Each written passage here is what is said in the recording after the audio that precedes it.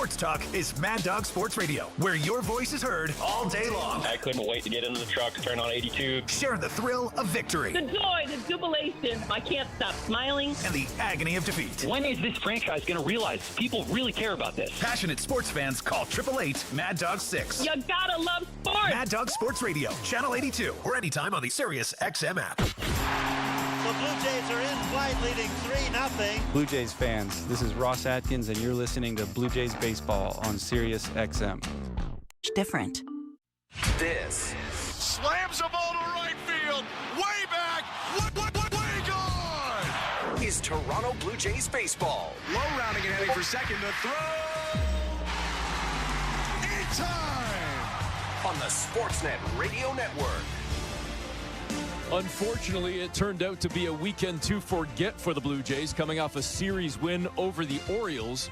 Toronto beat Oakland on Friday night, but then proceeded to lose on both Saturday and Sunday, dropping 2 of 3 to the Athletics, heading into this 6-game road trip, which starts tonight in Los Angeles. Welcome, everybody, to the Sportsnet Radio Network. Eric Smith and former Major Leaguer Chris LaRue with you, alongside host Show Ali, producer Nick Blackmore, and technical director Tom Young. Toronto Blue Jays baseball is brought to you by the local family-owned Crown Rust Control Centers in Goderich and Port Elgin, Ontario. Protect your vehicle from rust today. Find your local family-owned Crown at crown.com, Canada's #1 rust protection.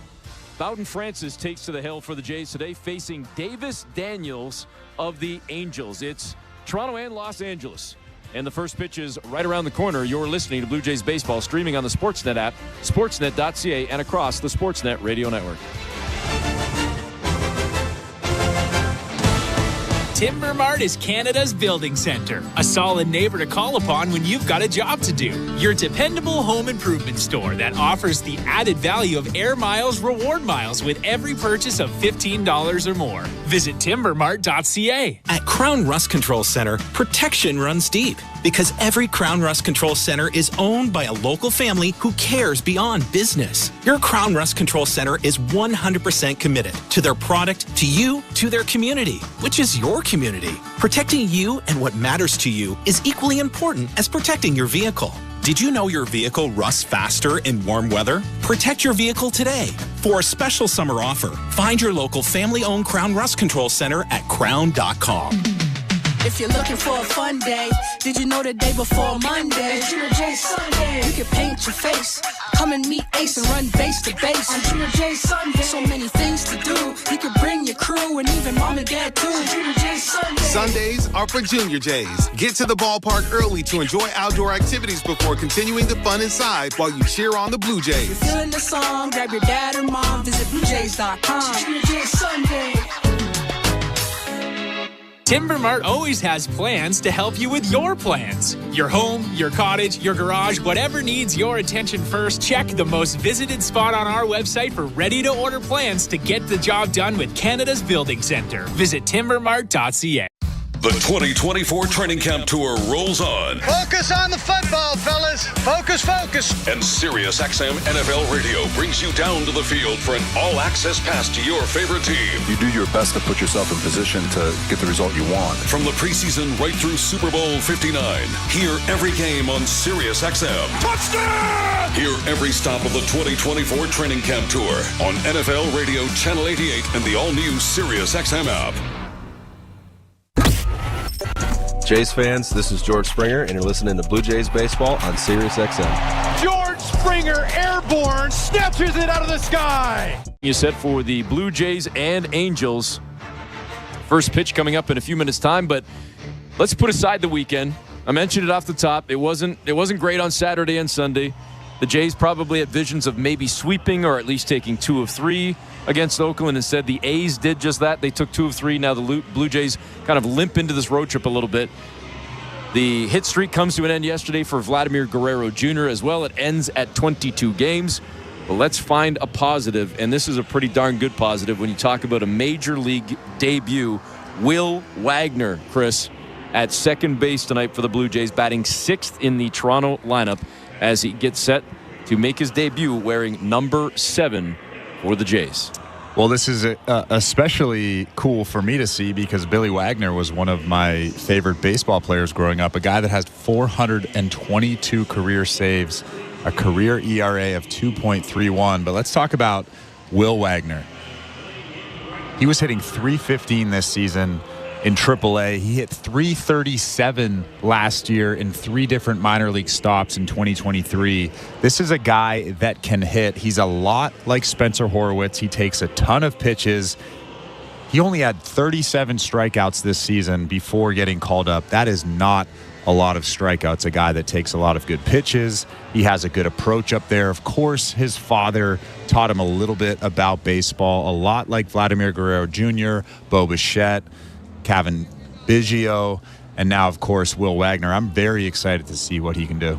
All right, we'll find out more about Mr. Wagner as the night goes on, but before we do that and before we get to the first pitch, let's bring in our host from Baseball Control. Here's Shoeli. Thank you very much, Eric. Welcome back inside Baseball Control, everyone. Before we get you back to Eric and Chris, let's check out the Bet365 standings update. At Bet365, you can watch thousands of live games, build your own bet, and you can even make a bet while the game is still being played. 19 plus, play responsibly. Ontario only. In the AL East, entering play today, since there are a number of games going on right now, the Orioles and the Yankees, they are both 70-49. The Red Sox are 61-55. The Rays are 59-58. And the Blue Jays are 54-64. They take on the Angels, who are 52-66. On the out-of-town scoreboard, brought to you by St. Louis Bar and Grill. A final, actually, the Astros beating the Rays 6-1.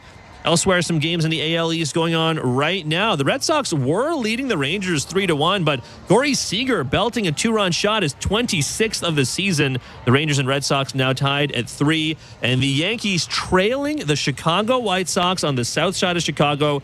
Chicago up 4-1 in the top of the 5th inning, so we'll see if that score holds. But that's where we are across the out-of-town scoreboard, brought to you by St. Louis Bar and Grill. Before we get you back to Eric and Chris, let's get to the lineups. John Schneider's lineup has Ernie Clement batting leadoff. He is at third base. Dalton Varsho's batting second. He's in center field.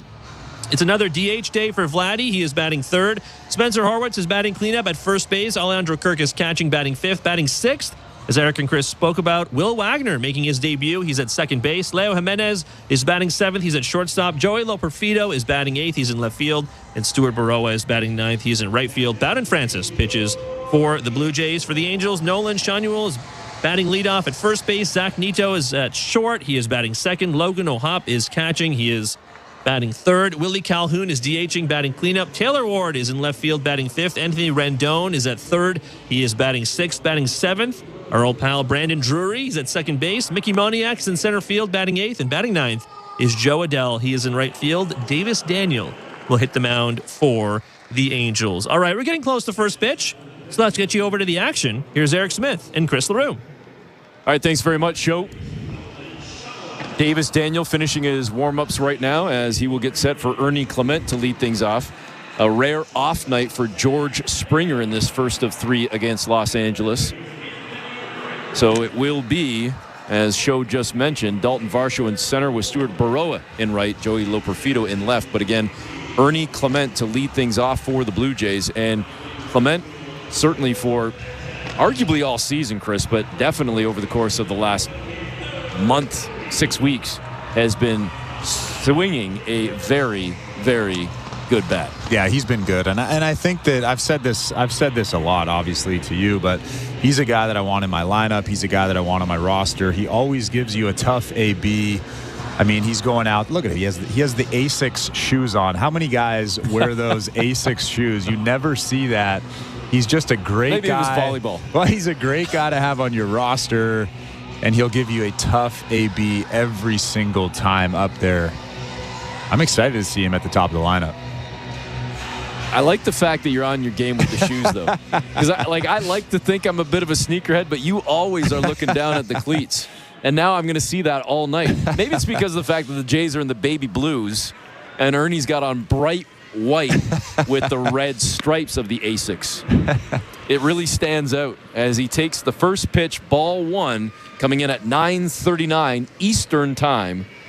The Angels and the Blue Jays. The 1-0 pitch is sent on a pretty good ride down the left field line, and it's hooking foul. He had the juice, but just needed to have that shift about 5, maybe 10 feet to the right, not the left. Daniel comes back with the 1-1. Clement jumps on that one, and it gets through into left field past the diving Zach Neto at short. And Clement on to start this ball game. And literally right on cue. He doesn't really hit it that hard, but he finds a way to get on base, gets it through that hole on the left side. He's a guy that has 8 stolen bases. He might be able to snag a bag here.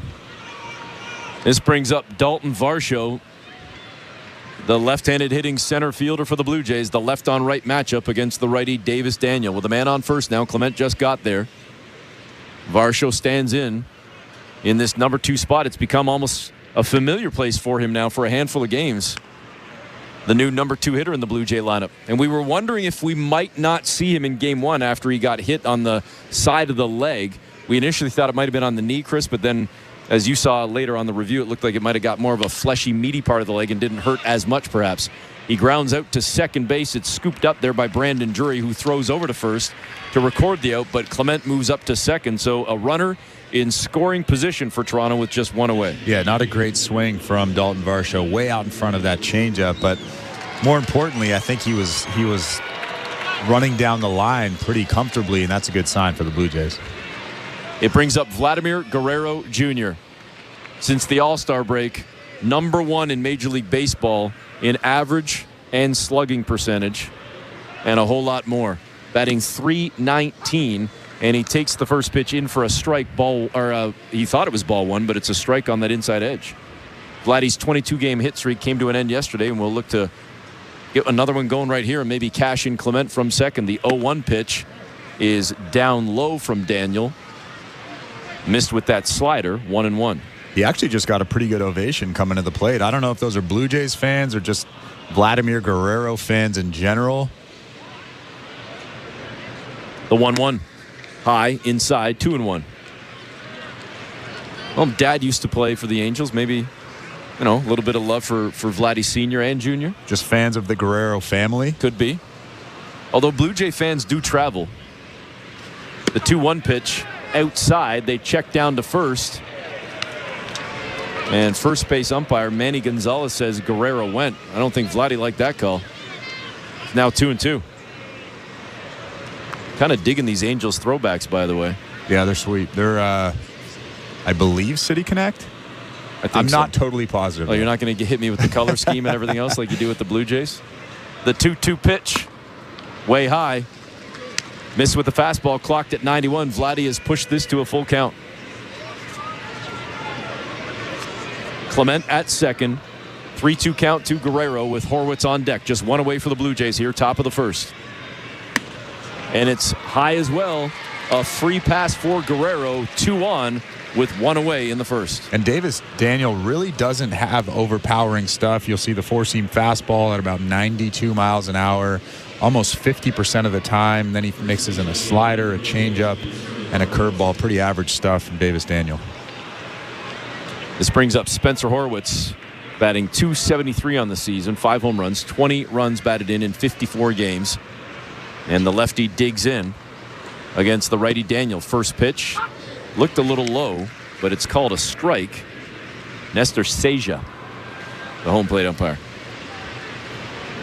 You're getting some tough names lately. The 0-1 pitch inside 1-1. I didn't know what to say to that. I'm trying my best. Although I could also be mispronouncing his name, but hey, hopefully I don't hear from the Seja family. Horwitz 1-1. Batting .313 with runners in scoring position this year, but he swings and misses at the third pitch. Now he's down 1-2 with Clement at second and Vladdy at first.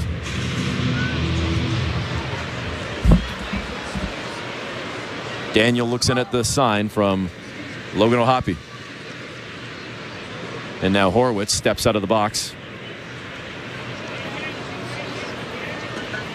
Back in he comes. Set on the rubber is Daniel. Looks out at Clement at second. Turns, fires to Horwitz. And he kind of flares one out to third base. It's in foul territory, but plenty of room for Anthony Rendon to make the grab. 2 away. Spencer Horwitz looked pretty uncomfortable during that hole at bat. A couple of changeups to start him off. And then he just throws in a slow breaking ball way out in front. Anthony Rendon makes the easy play in foul territory right around third base. But that was probably one of the more uncomfortable ABs I've seen Spencer Horwitz take since he got called up.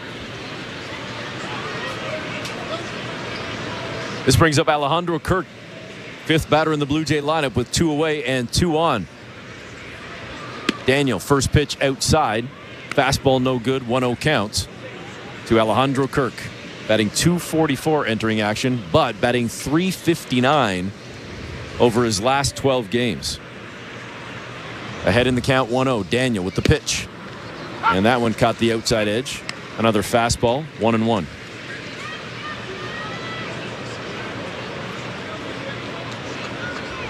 Kirk stares down Daniel with Clement at second. Daniel has a quick look, turns, fires to Kirk, and it's down Main Street. Fastball right there for Kirk, but he must have been expecting something else. Yeah, very hittable. 91 right down the middle. I think you hit the nail on the head. He was definitely thinking something off speed. The 1-2 count to Kirk. And a high pitch comes in. Kirk offers at it, fouls it away into the stands, and we'll do it again at 1-2. Daniel steps off the rubber, reaches down, grabs that rosin bag, and gets set to step back onto the mound, onto the rubber, staring down, looking in for the sign from O'Hoppe, with Clement with the lead at second. Daniel glances back, turns, fires to Kirk, outside. Ball 2, missed with the slider. It's 2-2. Daniel's ERA over the last 4 starts almost at 9, 8.83. And the Blue Jays are trying to do some damage here in the top of the first inning. They've got 2 on with 2 away and a 2-2 count to Alejandro Kirk. Here comes the pitch. And Kirk gets underneath it again, slaps it over the backstop, high into the stands, and we'll do it again at 2-2.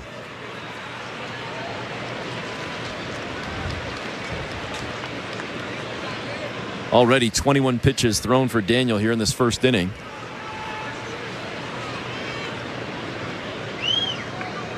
The 2-2 delivery. And Kirk again gets underneath it, but it goes up and over the backstop, out of play. And the 8th pitch of the at-bat will be coming in mere moments.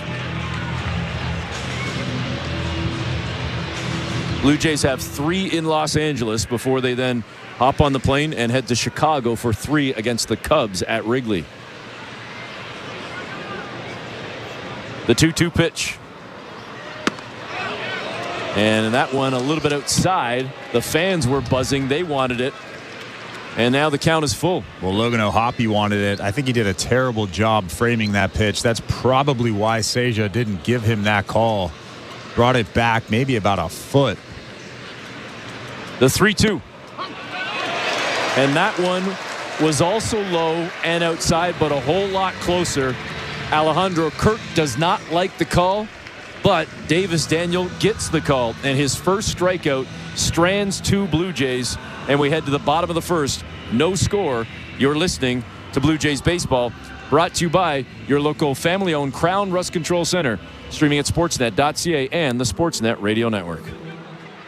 We're 2 men in a truck, the movers who care. You never know when cardiac arrest can happen. That's why each and every one of our trucks carries a life-saving Mikey defibrillator as part of our Mikey on Board program. Whether we're on the highway or in front of your house, we're prepared to help anyone whose heart may skip a beat. The Mikey Network has saved many lives, making Mikeys accessible to the public. And now they're on board our trucks. We're 2 men in a truck. 2 men and a truck, the movers who care. Hi, I'm Buck Martinez, live from the showdown between pizza and inflation. First to the plate, with over 2 million sold, it's Fixed Rate Pizza, a hot and fresh extra-large 4-topping pizza for a fixed price of $17.99 until the end of 2024. Here's the delivery. And inflation strikes out. That's a swing and a drive for Fixed Rate Pizza. Lock in yours today. Order pizza.ca. At Bet365, we don't do ordinary. That's why we introduced in-game betting, because when the game starts, the action doesn't stop. With in-game betting, you can wager on game props, player props, totals, and the money line. And remember, in-game, you can track your same-day parlay with the option to cash out. Check out in-game betting and find out why. It's never ordinary at Bet365. Must be 19 years or older. Ontario only. Please play responsibly. If you or someone you know has concerns about gambling, visit connexontario.ca. This is Toronto Blue Jays baseball. It's an RBI single, Addison Barger. 5-run frame so far. On Sportsnet 590 The Fan and the Sportsnet Radio Network. First inning is brought to you by Armstrong Bird Food. Bring nature to your backyard with Armstrong, feeding Blue Jays since 1986. Visit ArmstrongBirdFood.com. Bottom of the first inning, no score after the Blue Jays stranded 2, and Nolan Shonowell steps in. Shonowell, the left-handed batter, the first baseman for the Angels, looking for that first pitch from Francis, and he jumps on it. Gives a pretty good ride opposite field to left field. On the track, underneath it, making the grab, Joey Loperfido, and there is one away. Well, I think Shonowell just missed that, just getting underneath that fastball. That fastball was 95, kind of at the top of the strike zone, and he gave it a ride to left field. Loperfido makes an easy play right in front of the warning track. Zach Neto, the shortstop, now steps in. One pitch into the ball game, one out. And Neto, the right-handed batter, hitting .264, looks at a first pitch ball outside, clocked at 93. The fastball from Francis, no good. Neto has some pop with 17 home runs, 61 runs batted in, and the 1-0 pitch outside, 2-0. I think Bowden Francis, the key to Bowden Francis having some success today is throwing strike number 1. You can already see that he's struggling right there, falling behind 2-0 to Neto, throwing that fastball down in the zone and getting ahead to these Angels hitters. And now 3-0 as he comes inside after 2 straight that were outside. They've all been fastballs. 93, 92, 92, but none of them for strikes. And now a chance for Neto to get on right here. The 3-0 delivery down Main Street at 92. Another fastball. It's 3-1. That's the pitch that you want to throw on the first pitch of the AB. A good fastball, like you said, 92, down in the strike zone. Then you can expand, but you can't expand now behind 3-1. And now Neto jumps on the 3-1 pitch, sends it out to right field. Stuart Baroa out there tonight. Camps underneath it, makes the grab with that blue leather glove, stares at his glove at the baseball for a moment, then tosses it back in. There are 2 away. I like this kid, I'm telling you. He's feeling good out there. He's got a little personality. I like it. He's feeling good. I don't know if I love seeing him in right field, but I like watching him play. Where would you rather see him?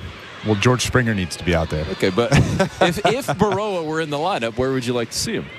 I don't Probably know, maybe, right field. Maybe left field. Left? All right. This brings up Logan O'Hoppe, and he got all turned around on the first pitch. The slider from Francis. Strike 1. 16 home runs, 46 runs batted in for O'Hoppe. As he's down on the count 0-1, Francis back with a fastball. Outer edge clocked at 95, and he gets ahead 0-2. Yeah, that fastball is slowly creeping up. The velocity started at about 91, 92. That last fastball, 95. It's a good sign for Bowden.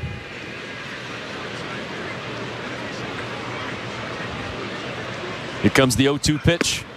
Swing and a miss, and Francis in only 9 pitches sits down the Angels, and we head to the second inning with no score. You're listening to Blue Jays Baseball, brought to you by your local family-owned Crown Rust Control Center, streaming at sportsnet.ca and the Sportsnet Radio Network. The NASCAR Cup Series is on SiriusXM.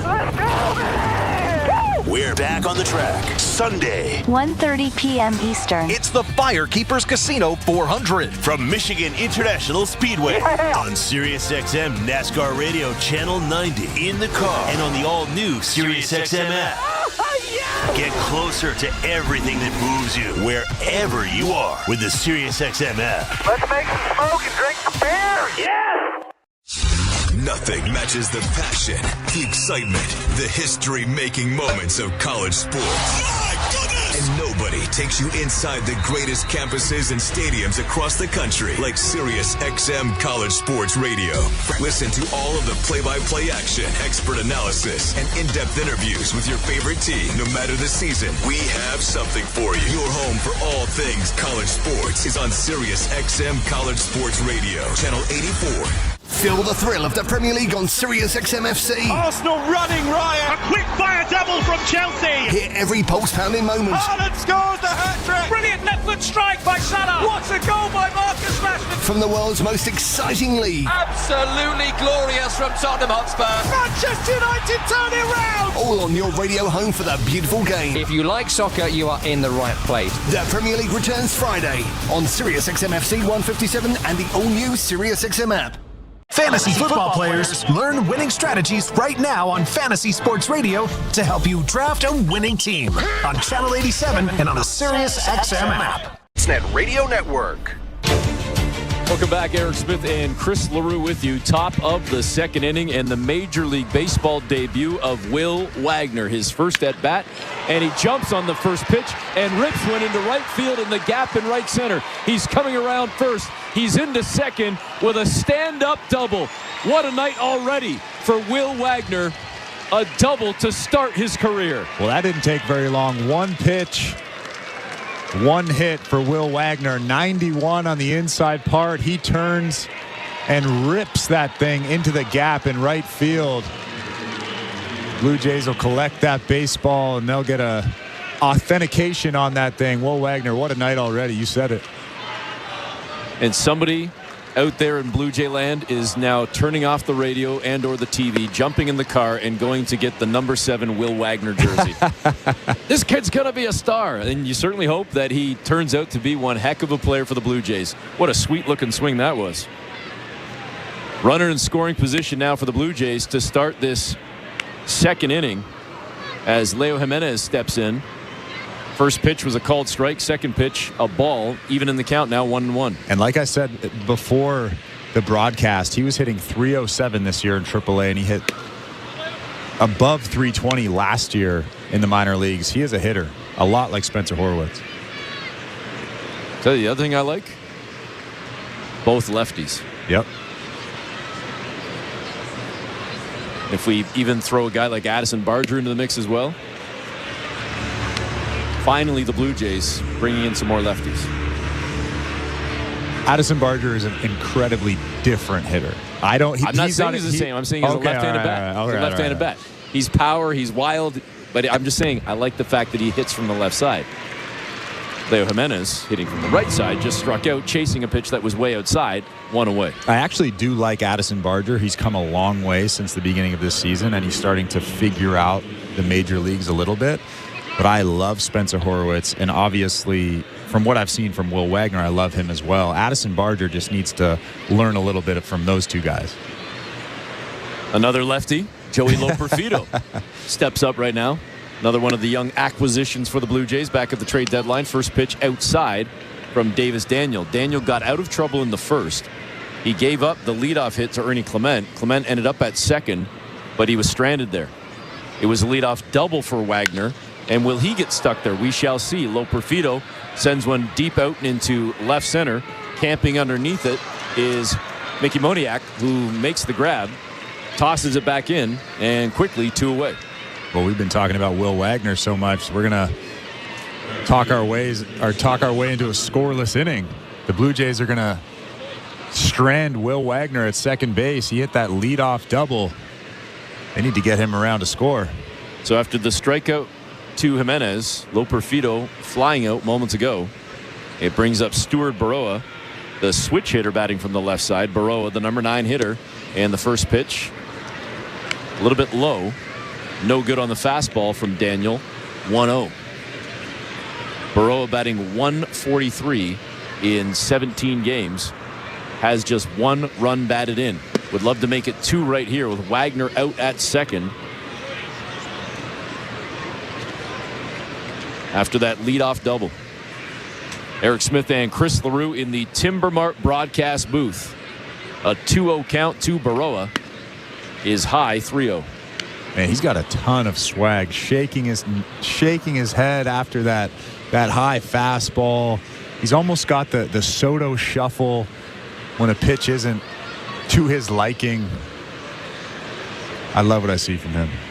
Here's the 3-0 pitch down low and a free pass for Baroa as he will make his way to first. 2 on, 2 out, just like the Blue Jays had in the first.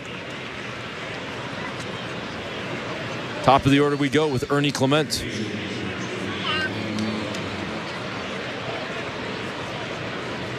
The average up to 274 now for Clement. 1 for 1 in the ball game with that single to lead off the ball game last inning. Daniel looks out at second. Wagner with the lead, turns, fires to Clement. Looked a little bit low, but caught the bottom part of the zone on the slider. 0-1.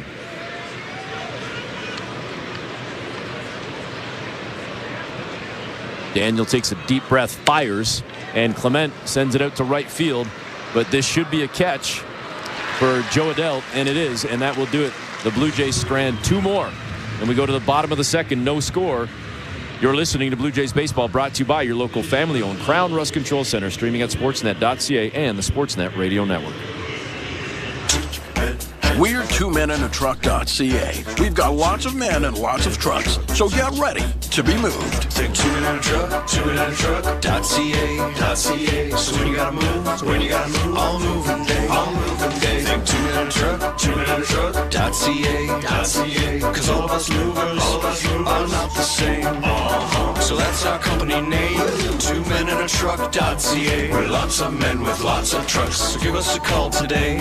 At Crown Rust Control, protection runs deep because every Crown Rust Control Center is owned by a local family who cares beyond business. Your Crown Rust Control is 100% committed to their product, to you, to their community, which is your community. Protecting you and what matters to you is equally important as protecting your vehicle. Did you know your vehicle rusts faster in warm weather? Protect your vehicle today. For a special summer offer, find your local family-owned Crown Rust Control Center at crown.com. The Blue Jays are inviting you to work from Dome. Put it in your calendar. 307 weekday starts this season. You can work from Dome with friends or coworkers at Rogers Center. It's a game changer. Make the ballpark your office for the afternoon. Work from Dome, 307 weekday starts. Let's touch base. Check out ticket options on BlueJays.com/workfromdome. This is Toronto Blue Jays baseball. Called strike 3, change up at the knees, and there's nothing you can do about that pitch. On Sportsnet 590 The Fan and the Sportsnet Radio Network.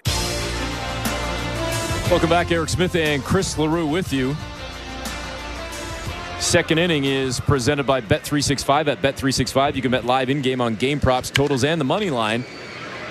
As the first pitch is sent out to second base by Calhoun. Not even letting me finish the promo read to start the inning. Man, he just jumped on that first pitch, Willie Calhoun. Why don't I restart? The second inning is presented by Bet365. At Bet365, you can bet live in-game on game props, totals, and the money line. Download the app and find out why it's never ordinary at Bet365 19+. Play responsibly, Ontario only. You deserve it out there, Calhoun. One down here in the second as Taylor Ward now comes up. The right-handed hitting left fielder for the Angels. And the first pitch high inside from Francis. I believe that was Will Wagner's first putout. I could be wrong, though.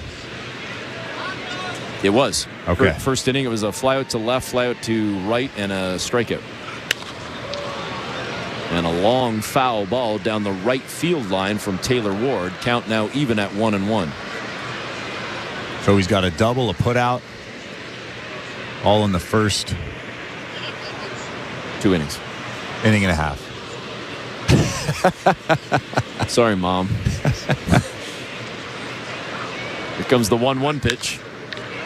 And again, Ward got underneath it, but this one's going to stay in play, well in play, down the right field line, about 10-15 feet from it. Baroa makes the grab and again stares into his glove at the ball before throwing it into the infield. All kinds of swag, but more importantly, Bowden Francis has thrown 4 outs in this inning and gotten 2 outs. Sorry, 4 pitches and gotten 2 outs. He is pounding the zone with that fastball. And I also believe he's wearing a purple glove. He wore that last game, too. Oh, he did. He might have worn it for a couple of games, but he definitely had it the last game. That is definitely purple. First pitch into Rendon. Anthony Rendon steps in with the average sitting at 250. No home runs on the season in 37 games. With 6 runs batted in. Rendon, second pitch. A nice one there from Francis. Got him with the slider, 1-1. Rendon was just activated from the 10-day injured list. He had lower back inflammation. He has struggled with injuries for the better part of his Angels career. Obviously, the big contract, the high expectations, hasn't really lived up to the hype. And he fouls off the 1-1 pitch. A fastball clocked at 95. It's now 1-2. Do you know what the contract was? I remember it being over 200. I want to say like 230, 240 something. 7 years, 245. He hasn't done much. That's LaRue money. The 1-2. Fouled off by Rendon. He stays alive. That's your Raptors TV money. Oh, yeah. That's why I don't have it. Rendon, again, hitting 250. 2 down in the second inning with no score. Bowden Francis has thrown only 17 pitches. This 18 right here. And Rendon turned on it. Sends it deep, but way foul. We'll do it again at 1-2.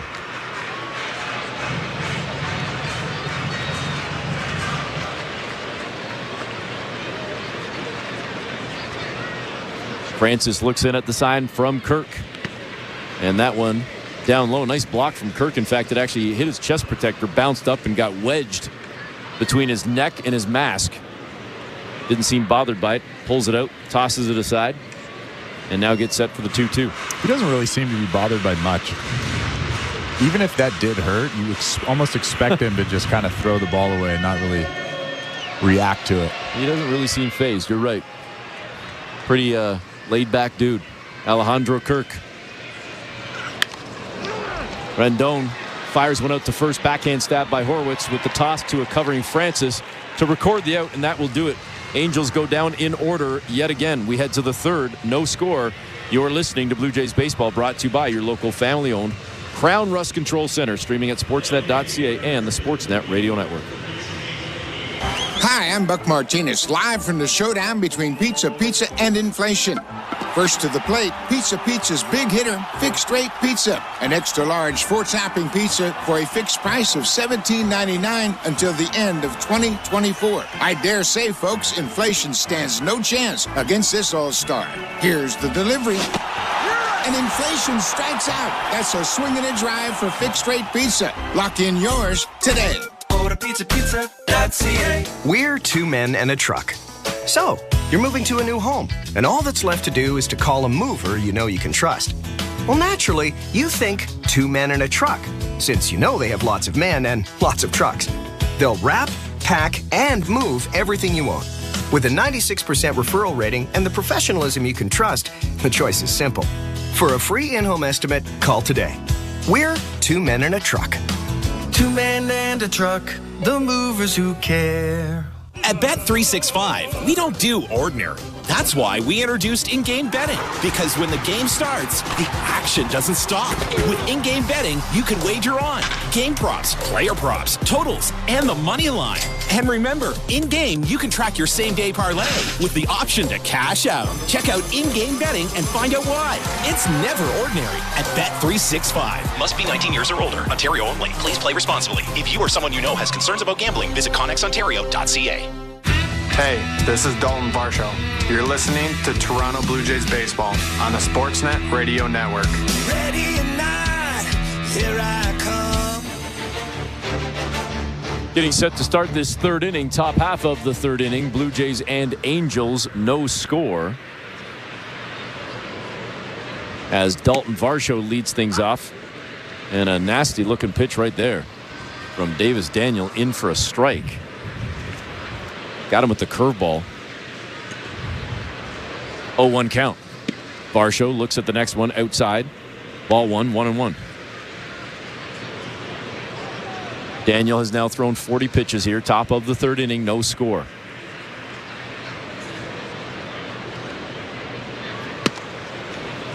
And that pitch caught the inside edge. Got him with the fastball. And a 1-2 count now to Varsho. Swing and a miss, and Dalton sits down, 1 away. Pretty good changeup right there from Davis Daniel. Looked like a strike. It was headed right down the middle. Good arm action, and then faded away. Dalton Varsho really was nowhere near that pitch. Third inning is brought to you by the local family-owned Crown Rust Control Centers in Goderich and Port Elgin, Ontario. Protect your vehicle from rust today. Find your local family-owned Crown at crown.com. Canada's #1 rust protection. Brings up Vladimir Guerrero Jr. with nobody on, and the first pitch from Daniel looked like it might have been outside, but it's called a strike on the slider. 0-1 to Vladdy. Walked in the first inning.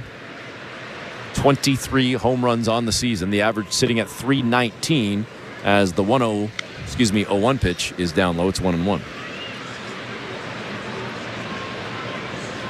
Guerrero with the red arm sleeve on that left arm, again with the baby blues on tonight, and then he's got the hot pink elbow pad and hand guard and shin guard. What other colors does he have? Yeah, I know he has white, red, and then of course the pink. That's the one we notice the most. Definitely stands out with the baby blues. The 1-2 pitch up high. It's 2-2. Does he wear the red with the City Connects? Trying to remember. I think he wears the black with the City Connects. He's got so many different colors. The 2-2 pitch to Vladdy, and he fouls that one off into the backstop off the booster juice sign.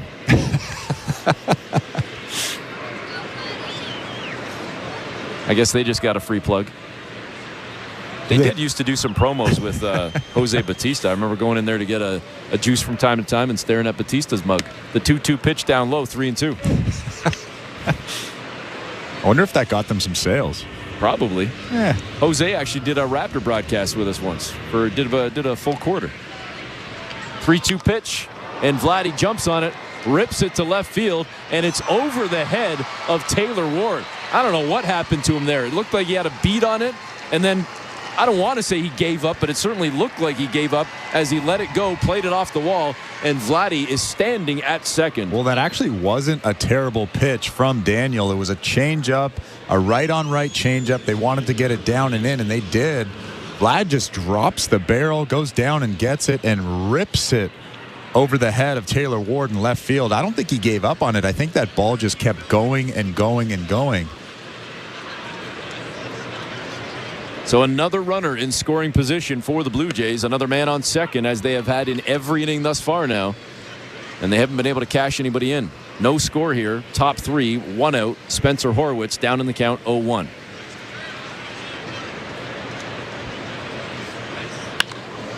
And he jumps on the 0-1, rips it into right field, and it's a one bounce for Horwitz. As it goes over the wall, it'll be a ground rule double, and Vladdy will score. The Blue Jays have taken a 1-0 lead. Well, Spencer Horwitz does a good job ripping that baseball down the right field line, but there's a white sign that is in front of that right field wall, and it looked like it was a home run for a second, but it actually bounced. It was a ground rule double. I thought it was a home run just because of that white sign. It hid the ball, but on the slow motion replay, very clearly was a ground rule double. Well, you might have been able to tell by the delay in my call, because I was fooled by that white wall as well. So the Blue Jays finally cash one in, back-to-back doubles, with still only 1 out. Toronto leading 1-0, and now Alejandro Kirk steps up. First pitch, no good with the fastball. 1-0 count for Kirk. And that pitch outside, pulled over by Logan O'Happy. Excuse me. He's happy with that call. It's 1-1.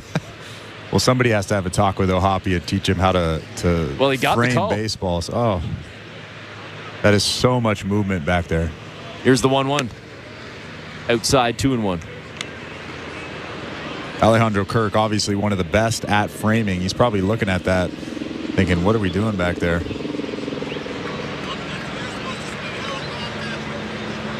Daniel looks out at second. The 2-1 pitch.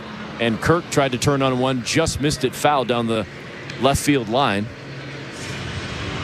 And he'll walk back to the box at 2-2.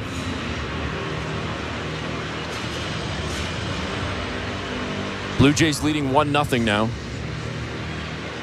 as Spencer Horwitz cashed in Vladimir Guerrero Jr. moments ago. 1 out, the 2-2 pitch coming to Kirk. Daniel turns, fires, and Horwitz dives back into the bag, trying to keep him honest out there. So Spencer gets a little dirty. I don't think Spencer Horwitz is going anywhere. I would tend to agree. So why throw? Keep him close. The 2-2. And Kirk chased it. It was outside, down low, and he went after that slider and missed. He strikes out. And now 2 away for Will Wagner. Just to expand on that last point that you made, why throw? I think they want to keep him close. Just in case Alejandro Kirk hits a ground ball through the hole, he has to stop at third because he didn't get a very good jump, or he didn't have a big lead.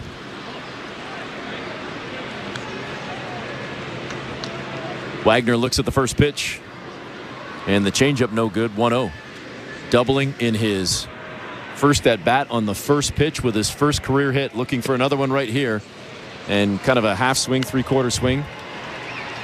On the second pitch, it's 1-1. They're already being careful with him. 2 changeups in a row from Daniel.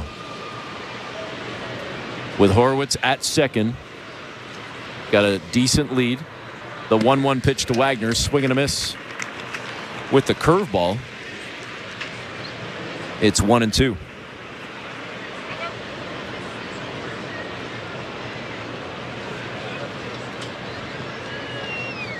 A look at Horwitz again. Daniel with the 1-2 pitch. Tried to come inside, fouled it off on Wagner. That time he came with the heat. Wagner got a piece, and he'll do it again at 1-2.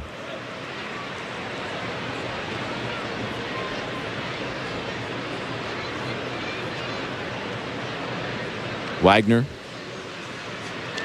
trying to keep this inning alive. The 1-2 pitch, and he sends this one into center field, a base hit. And how about the major league debut for Will Wagner? Now 2 for 2 with a single, a double, and his first run batted in. Will have a day, young buck. Will Wagner, as Vladimir Guerrero Jr. is out of the dugout, giving him an ovation. 2 for 2. Pretty good swing right there. A 2-strike count, protecting. That's why he has that high average in the minor leagues. Probably a very good 2-strike approach. That was a good swing right there. And like I said, have a day, kid, with a big smile on his face. Toronto now leading 2-0 in the top of the third inning as Leo Jimenez gets set to step up to the plate. Davis Daniel has now thrown 61 pitches, and after getting into trouble in both the first and second, unable to get out of trouble here in the third, with the Blue Jays trying to tack on at least one more, if not more, right here in this top half of the third. Wagner with the lead at first. Jimenez steps in. First pitch in for a strike. The fastball, and it's 0-1.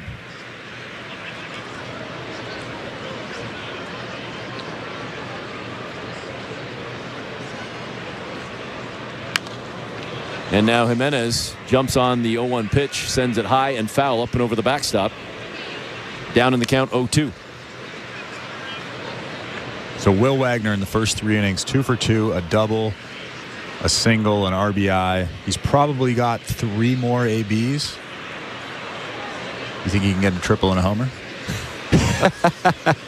Well, that's going to send somebody scrambling, not me. I'm too busy talking. I'm going to guess. I mean, in the history of Major League Baseball, Nick Blackmore, Shohei Ali, has anybody had a cycle in their debut? I can't imagine that has happened. But there's so many stats and so many people in baseball history. That is a big ask. Well, you asked for it, not me. I'm just asking the question. Jimenez down 0-2, slaps one foul down the first base side, and he'll dig back in again at 0-2. I almost feel like it'll be easy to find because there's probably 0. I would think there's 0, but like you said, you never know.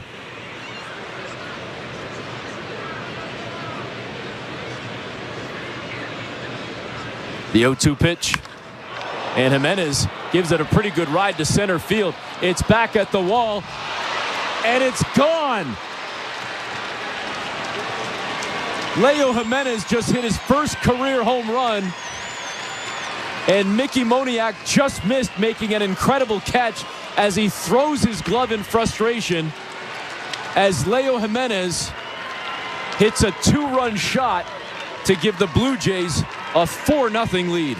Well, Mickey Moniak, I think, actually had that baseball in his glove, and as he was making contact with the wall, it came out. Actually, no, he didn't. That just went by the right side of his glove, but he was frustrated that he didn't come up with that baseball and tossed his glove into the air.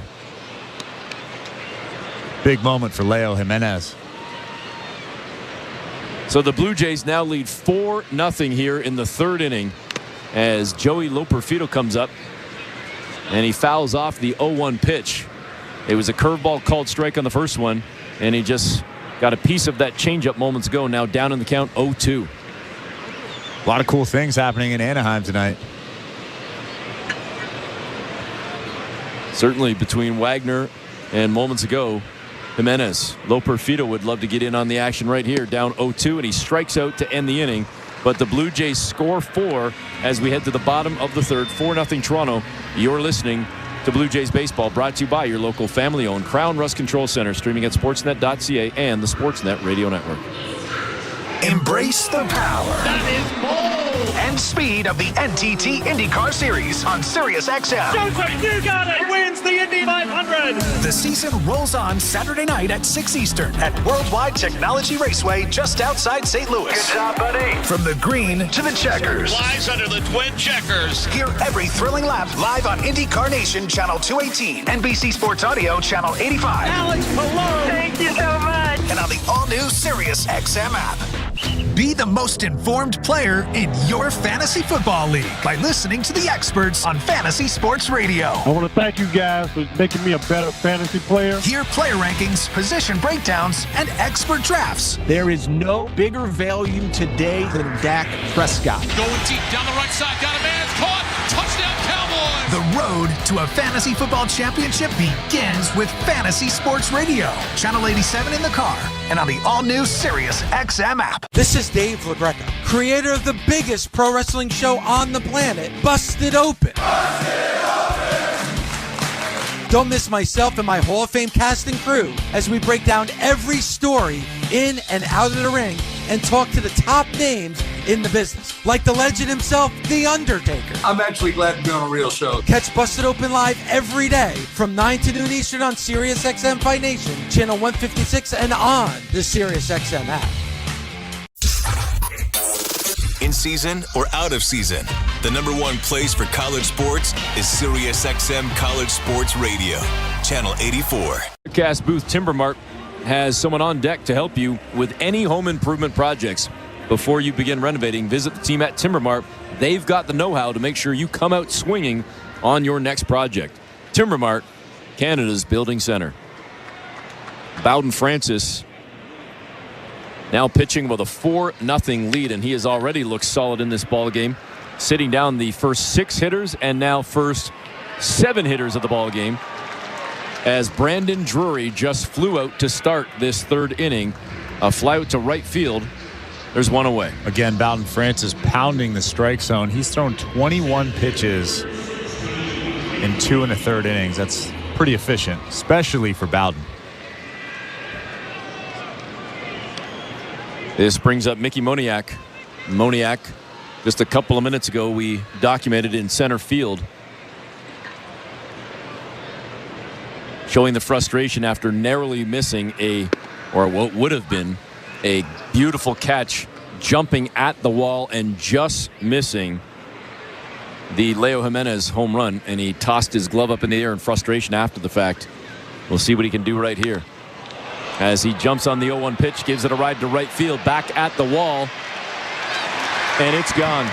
Stuart Broa looks up and stares at that solo shot, making it into the first couple of rows, and that is the first hit and first run for the LA Angels. And Mickey Moniak just hit his 8th home run of the season. Actually, not a terrible pitch from Bowden Francis. A fastball up and in. It was almost like Moniak was guessing fastball on this pitch. He just rips it over the wall and in right. 93 in off the plate.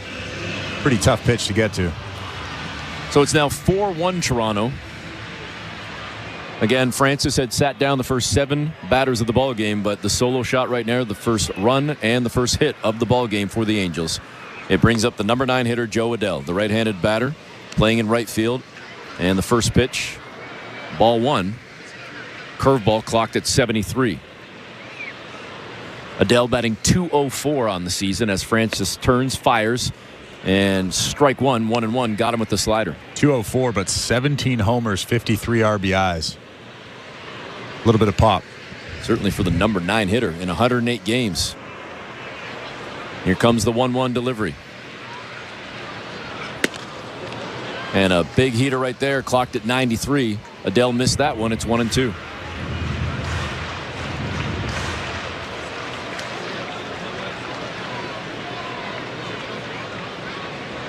Francis looking for the second out right here, and he'll get it right down Main Street with the fastball. He froze Adell.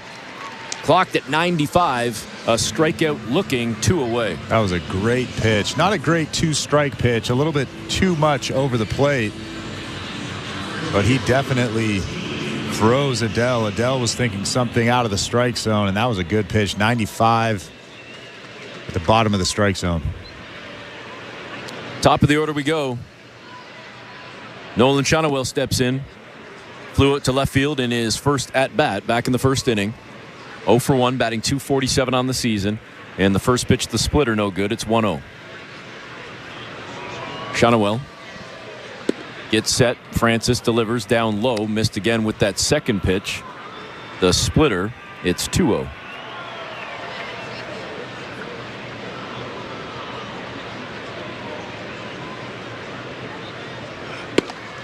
Down Main Street with the fastball, clocked at 94, and Francis trying to fight back. It's 2-1 as he now steps off the mound, steps off the rubber, rubbing that baseball in his hands a little bit before getting set to deliver. Gets the sign from Kirk. Francis is ready. The leg kick and delivery outside. It's 3-1. He seems to be pretty comfortable with that split finger. 3 split fingers in this at bat. Actually, a lot of movement on all 3 of them.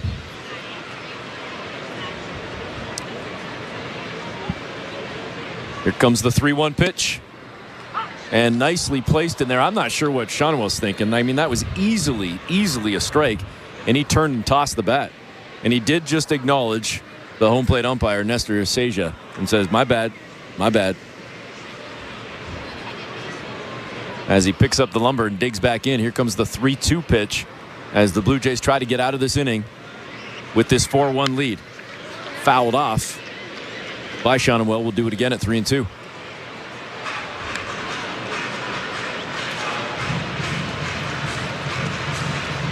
Angels scoring 1 this inning on a solo home run from Mickey Moniak. Their only hit of the ball game. As this one is slapped out to second, scooped up by Wagner over to first, and that will do it.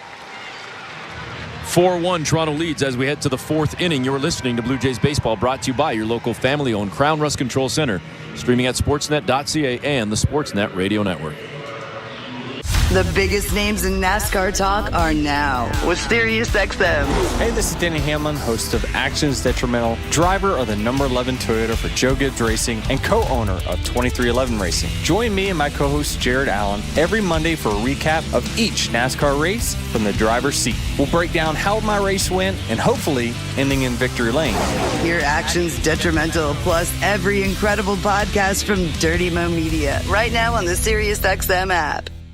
Are you regretting eating that gas station hot dog? Yeah, we know. We've been there too.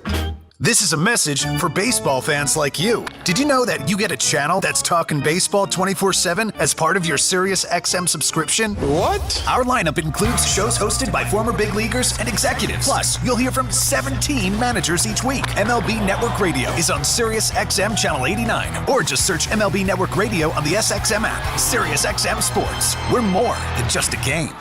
Every night after the final out, the Round Trip Roundup brings you the scores, highlights, and analysis from every game across Major League Baseball, all in less than 30 minutes. Swung on and missed, strike 3 and a no-hitter. It's the perfect way to get caught up on all the night's biggest home runs and best performances. And a high drive, deep right center. It's the Round Round Trip Roundup on MLB Network Radio every night on SiriusXM Channel 89 and every morning on the SiriusXM app. Our goal is to win the Super Bowl. That's it for us. Hear every stop of the 2024 training camp tour on NFL Radio Channel 88, the all-new SiriusXM app. 4-1 as Toronto scored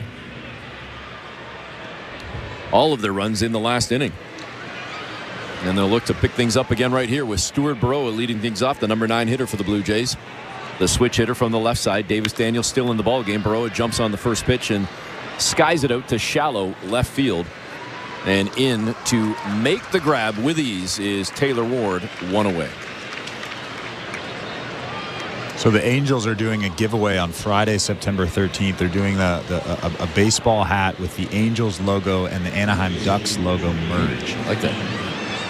You think that George Springer hockey jersey or that hat that they're giving away is better?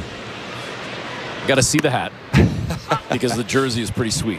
It is pretty sweet. I mean, whoever's in charge of the jerseys, whoever made that happen, the fact that it wasn't iron-on, like it was stitched lettering and a stitched number and a stitched Blue Jay logo, it was legit.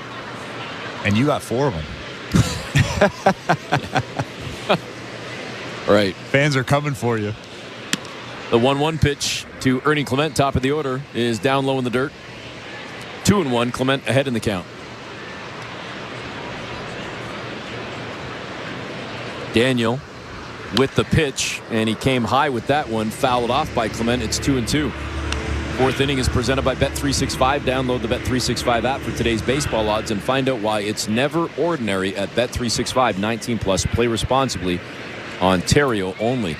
And I think that ball might have just missed our colleagues in the TV booth, Buck Martinez and Caleb Joseph. We were safe here. This one sent out to right field, and the catch is made by Joe Adell, and quickly 2 away. Caleb Joseph already having a ton of fun up there. His 3rd game in, working with the legend Buck Martinez. That's got to be nerve-wracking. 2 down now in the 4th inning. Top of the 4th, Dalton Varsho 0 for 2 in the ball game. Would love to get on and maybe start a little 2-out rally, but he won't. Backhand stab is made at first by Shonowell, who keeps it himself, steps on the bag and retires the Jays as we head to the bottom of the 4th. Toronto leading 4-1. You're listening to Blue Jays Baseball, brought to you by your local family-owned Crown Rust Control Center, streaming at sportsnet.ca and the Sportsnet Radio Network.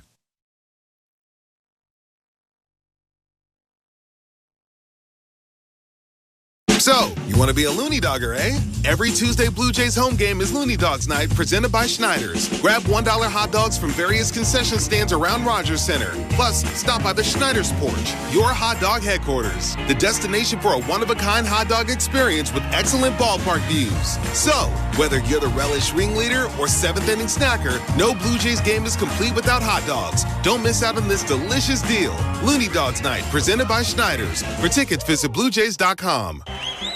Hi, I'm Buck Martinez, live from the showdown between pizza, and inflation. First to the plate, with over 2 million sold, it's Fixed Rate Pizza, a hot and fresh extra-large 4-topping pizza for a fixed price of $17.99 until the end of 2024. Here's the delivery. And inflation strikes out. That's a swing and a drive for Fixed Rate Pizza. Lock in yours today. Order pizza.ca. At Bet365, we don't do ordinary. That's why we introduced in-game betting. Because when the game starts, the action doesn't stop. With in-game betting, you can wager on game props, player props, totals, and the money line. And remember, in-game, you can track your same-day parlay with the option to cash out. Check out in-game betting and find out why. It's never ordinary at Bet365. Must be 19 years or older. Ontario only. Please play responsibly. If you or someone you know has concerns about gambling, visit ConnexOntario.ca. This is Toronto Blue Jays baseball. Springer charges the ball to left field. It's in the seats, and the Blue Jays are on the board. On Sportsnet 590 The Fan and the Sportsnet Radio Network. Welcome back. Eric Smith and Chris LaRue with you in the Timber Mart broadcast booth, bottom of the 4th inning. Blue Jays leading 4-1, and the first pitch to Zach Neto in for a strike. Caught the bottom part of the zone. And now Neto asks for time, steps out, adjusts those batter's gloves, and getting set to step back in. 17 home runs on the season for Neto. Again down 0-1 after that first pitch slider. And now Francis tried to pull that one inside. And off the handle, fouled off by Neto. He's down 0-2. He's a pretty complete player. He's got 17 homers, 61 RBIs, and 21 stolen bases.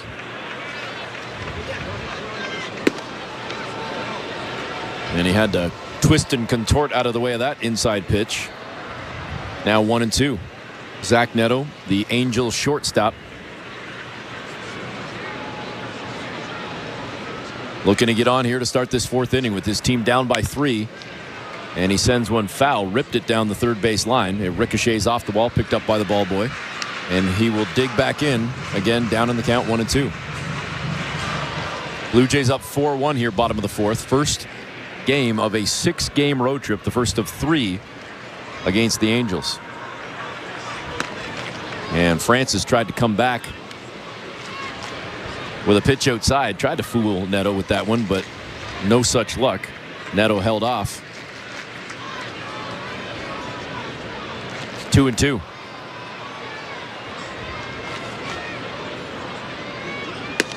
Outside again. Now 3-2. That fastball no good.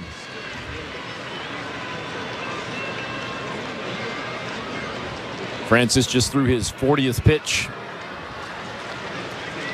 He has kept the pitch count low thus far. Hasn't really run into any major trouble in the ball game as that pitch was fouled off. And we'll do it again at 3-2. His stuff looks very good right now. He's thrown a couple of erratic pitches in this at bat, but that fastball up to 95, the off-speed pitches, looking very good right now. Francis with the 3-2 pitch, and he got him. Neto went after that one, struck out, and there's one away. And there was that big curveball, that he throws 25% of the time. He's really got that on tonight. Very good release, that tight spin. It looked like a strike right down the middle and then just dropped off the table. Neto swing way over the top of it. One down now as Logan O'Hoppe steps up. And the first pitch fouled off down the third base line. 0-1.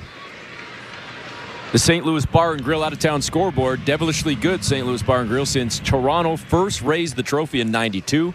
Rib Sanity is on right now until September 8th. All-you-can-eat ribs for $27.99. Visit stlouiswings.com for details. Always devilishly good. The 0-1 pitch, sky high, in play, out to second base. Will Wagner's calling for it. Makes the grab, 2 away. On that out-of-town scoreboard, Texas and Boston tied 4-4 in the bottom of the 10th inning. The Dodgers leading the Brewers 5-2 in the bottom of the 9th. Bottom of the 7th in Chicago. Check this. The White Sox lead the Yankees 11-2. So a rough outing for the Yankees against the lowly White Sox. I'm pretty sure the White Sox are on pace to lose 127 games. That's horrible. 2 down as Calhoun comes up. Willie Calhoun, the DH tonight. Grounded out to second in his first at bat. Now down in the count, 0-1. And now 1-1 as the second pitch pushed outside by Francis. Blue Jays up 4-1, bottom of the fourth.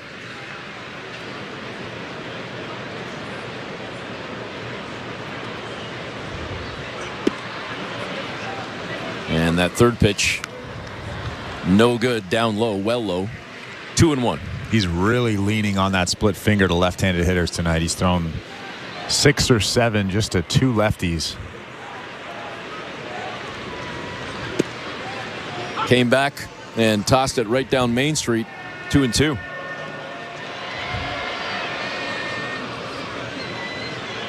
The curveball well placed there by Francis. I don't know if Calhoun was thinking speed there, but he just stood frozen, and it's now 2-2. The 2-2 fouled off. We'll do it again. Up and over the backstop as Francis gets a fresh baseball. Looking to get his team out of the inning right here. 2 strikeouts in the ball game. for Francis, looking to make a third right here. And instead, he'll deal with a ground out, perhaps. It's picked up by Clement, who flyers over to first and makes the play. He was playing way off the bag toward the shortstop spot, picked up that ball off 2 hops, and whipped it to first to Horwitz to get Calhoun by a half a step. I don't believe the Angels are challenging. I think this will end the inning. As we head to the 5th, Toronto up 4-1. You're listening to Blue Jays Baseball, brought to you by your local family-owned Crown Rust Control Center, streaming at sportsnet.ca and the Sportsnet Radio Network. Sit back, let go, and slip into a channel of commercial-free, deep house, and down-tempo grooves. Sirius XM, chill, modern mood music for focus, relaxation, and inspiration. Sirius XM, chill, on channel 55 and on the Sirius XM app. This is Bob Kendrick, president of the Negro Leagues Baseball Museum. We're back with all new episodes of the award-winning podcast, Black Diamonds. This week, I reflect on the life and legacy of Willie Mays. From his days as a teenager in the Negro Leagues to becoming the greatest Major League Baseball player of all time, Willie Mays is a uniquely American story. Willie was a completely new archetype for baseball. Listen to Black Diamonds right now on the all-new SiriusXM app or wherever you get your podcast.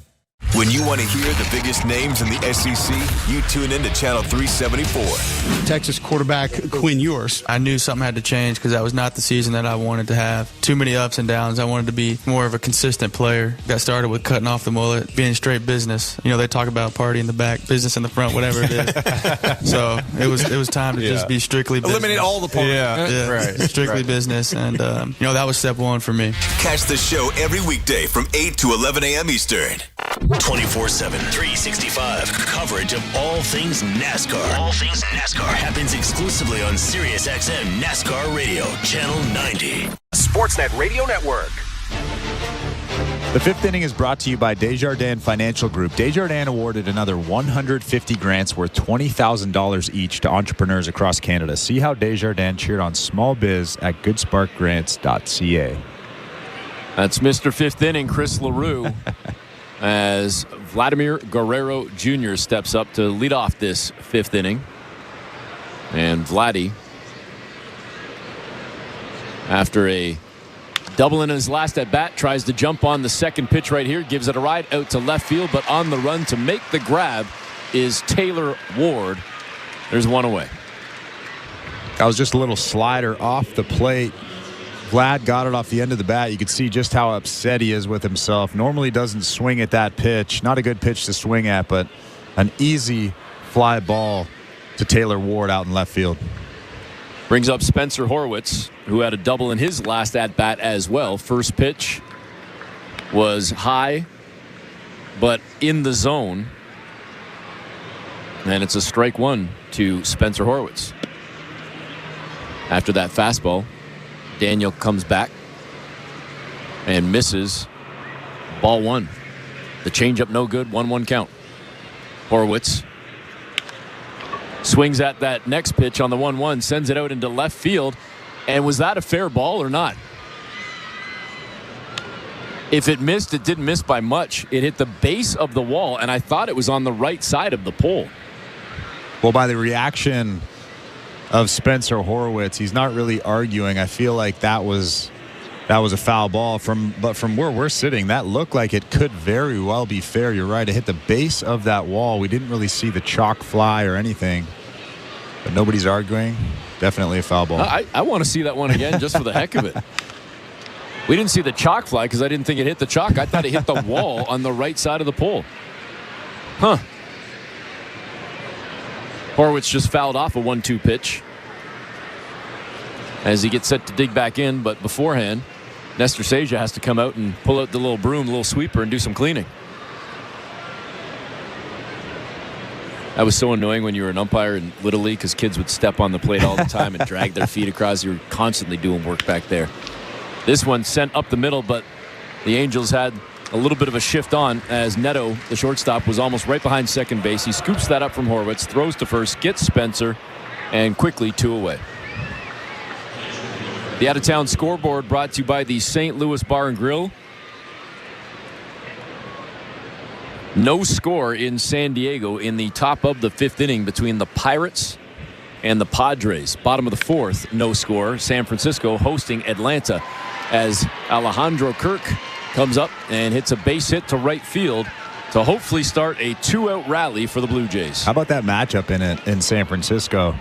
Blake Snell versus Chris Sale, 0-0 in the bottom of the 4th. Sounds like the game we had on Saturday with the A's and Jays. Not quite Blake Snell. Not quite Chris Sale? Not quite. It was still a fun game, though.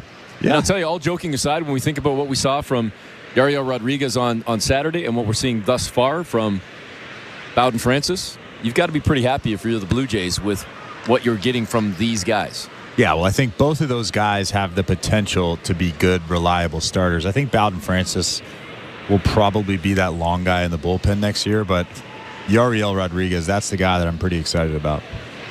The 1-1 pitch to Wagner is down low in the dirt inside. It's 2-1. Wagner with a double and a single. A 2-for-2 night thus far in his major league debut, and he's played well at second as well. The 2-1 pitch. High inside. It's 3-1.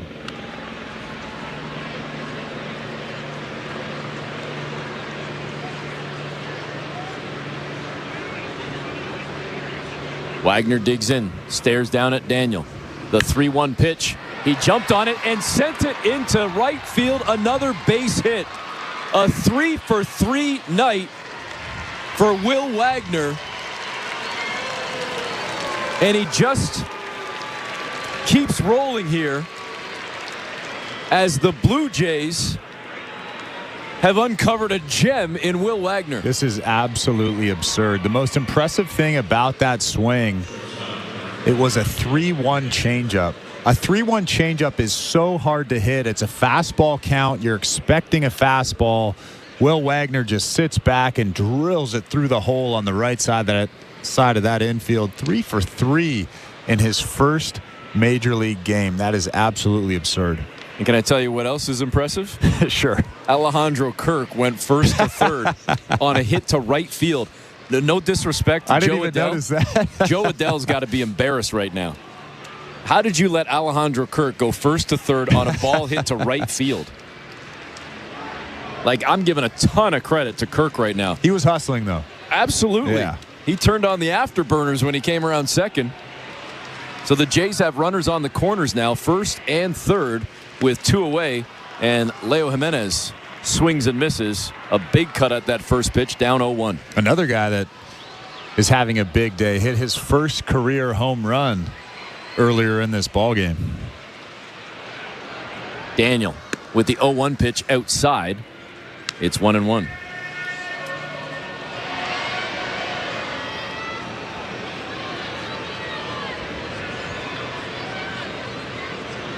Two down here in the 5th inning, but it could be a 2-out rally for the Blue Jays. After back-to-back singles, Leo got underneath one. It's into left field, fairly shallow. Back for it to make the grab is shortstop Zach Neto, and that will do it. As the Blue Jays strand 2, they lead 4-1 going to the bottom of the 5th. You're listening to Blue Jays Baseball, brought to you by your local family-owned Crown Rust Control Center, streaming at sportsnet.ca and the Sportsnet Radio Network.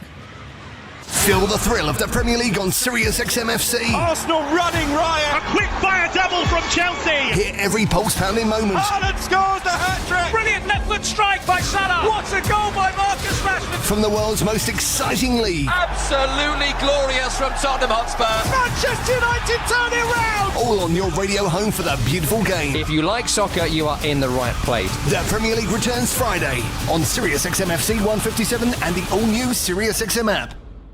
The NFL Radio Training Camp Tour is here. The process with all our players is to come out and improve and get better each day. Nobody gets you ready for the 2024 season like we do. For the veteran players, they want to see the guy earn the job. Don't miss analysis from our experts and interviews with head coaches, executives, and players. We embrace this portion of our journey. We're just here to work and get better. Hear coverage of the National Football League all year long on NFL Radio Channel 88 and the all-new Sirius XM app.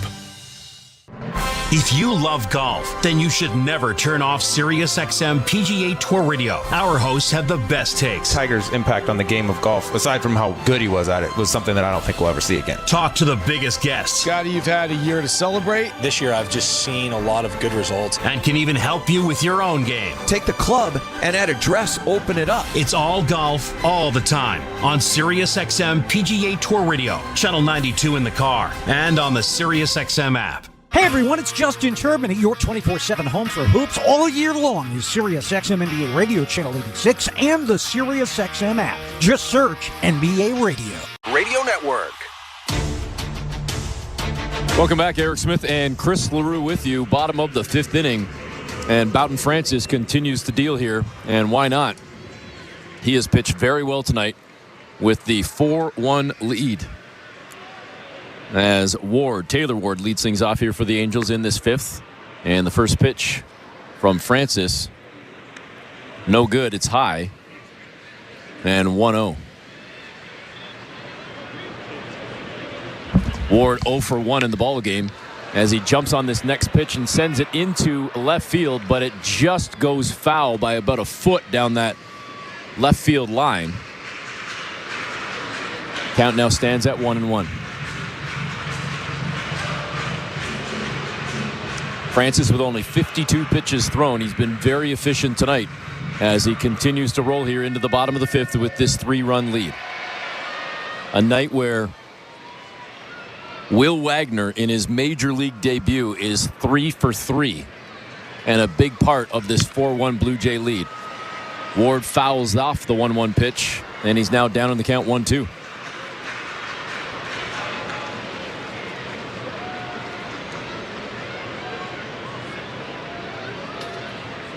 Francis gets the sign from Kurt, comes back, and a nasty one right there. Sits down Ward. The strikeout for Bowden Francis as he got him with the splitter, 1 away.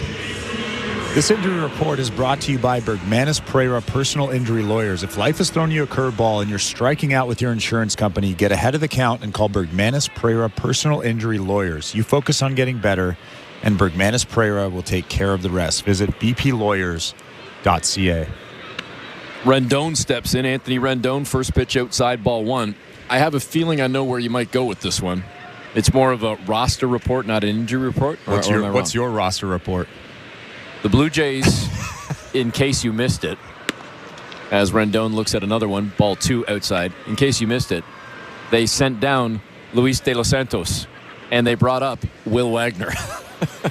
And Wagner, at second base tonight, is 3 for 3 in his debut.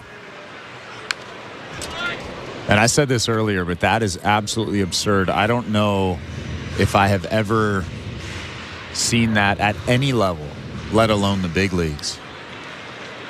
He is just so comfortable up there. And like I said, in his last at-bat, that was a 3-1 changeup. That pitch is so hard to hit. Francis just came back on the 2-1 with a pretty nice-looking fastball that looked like it was on the very bottom of the zone there. Did not get the call from Nestor Seja. So it's now 3-1 to Rendon. Rendon just ripped it to third in fair territory. Picked up by Clement. Another great play by Ernie and a great scoop off a quick hop at first by Horowitz. There are 2 away. Yeah, Ernie Clement's been pretty good over there today. Spencer Horowitz with the great scoop over there at first base on that little short hop. But Ernie Clement ranging to his right down the line, throwing across the diamond. And a great pick from Spencer Horowitz. Tell you what, Blue Jays are playing really well tonight. This will bring up Brandon Drury. The second baseman looks at the first pitch, caught the outside edge. And Francis ahead, 0-1. Drury batting .156 with 1 homer, 10 runs batted in. And the second pitch looked a little low, but it caught the bottom part of that zone. And now it's 0-2. 7, and I could be wrong. Correct me if I'm wrong. But 7 of the 9 guys in this Toronto Blue Jays lineup have been in AAA for at least a small amount of time this year. That is crazy. You are correct. And they look like a big league team right now. The 0-2 pitch. Ball 1-2. And quickly back with a fastball down Main Street for a strikeout. It's his 5th of the game as Francis continues to roll. The Blue Jays leading 4-1 as we head to the 6th. You're listening to Blue Jays Baseball, brought to you by your local family-owned Crown Rust Control Center. Streaming at sportsnet.ca and the Sportsnet Radio Network. Timber Mart is Canada's building center, a solid neighbor to call upon when you've got a job to do. Your dependable home improvement store that offers the added value of Air Miles reward miles with every purchase of $15 or more. Visit timbermart.ca. At Crown Rust Control Center, protection runs deep because every Crown Rust Control Center is owned by a local family who cares beyond business. Your Crown Rust Control Center is 100% committed to their product, to you, to their community, which is your community. Protecting you and what matters to you is equally important as protecting your vehicle. Did you know your vehicle rusts faster in warm weather? Protect your vehicle today. For a special summer offer, find your local family-owned Crown Rust Control Center at crown.com. Timber Mart always has plans to help you with your plans. Your home, your cottage, your garage, whatever needs your attention first, check the most visited spot on our website for ready-to-order plans to get the job done with Canada's Building Center. Visit timbermart.ca. I am by your side. Got a heart so big, on this you can rely. No mountains too tall for the strong boots to climb. I am by your side. That was Desjardins Insurance, playing insurance with a heart so big it shows. Tune in for your auto and home coverage at desjardins.com/heart. This is Toronto Blue Jays baseball. It's Ernie Clement with the RBI single. 1-0 Toronto. On Sportsnet 590 The Fan and the Sportsnet Radio Network. Welcome back. Eric Smith and Chris LaRue with you. 6th inning is brought to you by Desjardins Financial Group. Desjardins is a big fan of small biz. That's why they awarded another $3 million to small business owners across the country. See how Desjardins cheered on small biz this year at goodsparkgrants.ca. And the night is done for Davis Daniel. First pitch, swinging. Joey Loperfido dribbles one down to first, and it's picked up by Nolan Shonewell, who steps on the bag and quickly one away. And the new pitcher in the game for the Angels is Hans Kroos. He's 4-3 this year with a 3.60 ERA in 21 games. 28 strikeouts in just 20 innings. The right-hander threw one pitch, got one out, as he will now try to deal with Stuart Baroa. Baroa, the switch hitter, batting from the left side still against the righty. And he showed bunt for a moment, pulled it back. That pitch was down in the dirt. 1-0 count. Blue Jays leading 4-1 here in the top of the 6th inning. Baroa 0 for 1 in the ballgame with a walk and a fly out to left. Tried to show bunt again. That pitch came inside, and it actually got away from Logan O'Hoppe, the catcher. 2-0.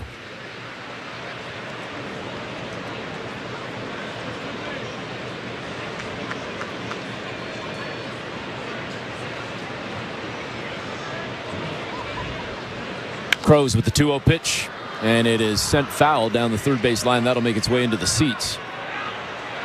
Baroa is still ahead 2-1. You ever been to Angel Stadium? I have not. I'm heading to California in about a week and a half, and I'm hoping to be at Dodger Stadium for the first time, and I've already secured seats to head on down to Petco in San Diego. I think I've done at least half of the stadiums, if not close to 2/3, but I have not done Angel Stadium. And you told me to maybe not bother, didn't you? I mean, I don't want to drive everywhere. Yeah, if you're going to a place in Southern California, Dodger Stadium and then Petco Park, those are the top two for sure. Angel Stadium is a distant third. And Stuart Baroa just got the walk as he heads on down to first with one away. The Blue Jays now have a man on, and I have been to San Francisco, so I guess I'll have seen 3 of the 4 when all is said and done.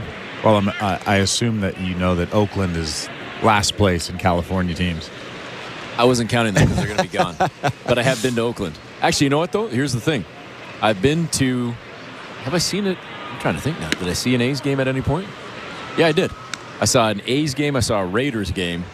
And when the Toronto Raptors won the championship, I was in the Raiders and Athletics locker rooms because the Raptors took over the bowels of the stadium and the arena complex back at the old Oracle Arena for a whole bunch of pictures and friends and family events and whatnot. Baroa takes off for second and gets thrown out with ease. I don't know if it was a late jump or what. He thinks he might have got his leg in there. He's still standing at second like he wants his team to challenge. But that pitch from Crows was down in the dirt. I mean, give O'Hoppe credit for going down to grab that one. It wasn't as low as I thought. But either way, Baroa with the speed really didn't get the greatest of jumps. Well, it was an incredible throw from O'Hoppe. He threw it from his knees. A quick throw right on target. They got Stuart Baroa by about 3 feet. And the Blue Jays not challenging. So now after getting a man on with just one away, it's now 2 out and a 2-1 count to Ernie Clement, top of the order for the Blue Jays, as Clement sends this one out toward right field, and charging in for it to make the grab is Joe Adell, and that will do it as the Blue Jays ultimately sit down 1-2-3. Then we head to the bottom of the 6th with Toronto still leading 4-1. You're listening to Blue Jays baseball, brought to you by your local family-owned Crown Rust Control Center, streaming at sportsnet.ca and the Sportsnet Radio Network. The Kansas City Chiefs sit atop the NFL. And the Chiefs Kingdom has started its own history class. And tomorrow, they'll sit down with NFL Radio for a Sirius XM Town Hall. Hear from head coach Andy Reid, Travis Kelce, and Patrick Mahomes as they prepare for a historic Super Bowl three-peat. You don't have these windows where you can win Super Bowls too long usually, and luckily for us, that window's been very big. Tomorrow at 6 Eastern on Channel 88 in the car and the all-new Sirius XM app. Wake up! Wake up, everybody! This is Steve Phillips from the leadoff spot on MLB Network Radio. Join me and former Major League Baseball players Eduardo Perez and Xavier Scruggs as we react to all the latest news and scores across baseball and have plenty of fun along the way. Steve, you were so right about that. I don't know if anybody else thinks we're funny, but I think we're funny. Why are you putting us or we into this? The leadoff spot, weekdays at 7 a.m. Eastern on MLB Network Radio, Channel 89, and on the Sirius XM app. The golf season is in full swing. To the hole, could go, and it did! It did! There it is for Scotty Scheffler. Sirius XM is your home for all the action from the PGA Tour. Rory holds the follow through. This has a chance to go in. A hole in one. Yes! Rory McIlroy with an ace. Hear the entire FedEx Cup playoffs, culminating with the Tour Championship on PGA Tour Radio, Channel 92 in the car, and on the all-new Sirius XM app. Now needs to cover, and it did! He buried it! Our goal is to win the Super Bowl. That's it for us. Hear every stop of the 2024 Training Camp Tour on NFL Radio Channel 88 and the all-new Sirius XM app. At Radio Network.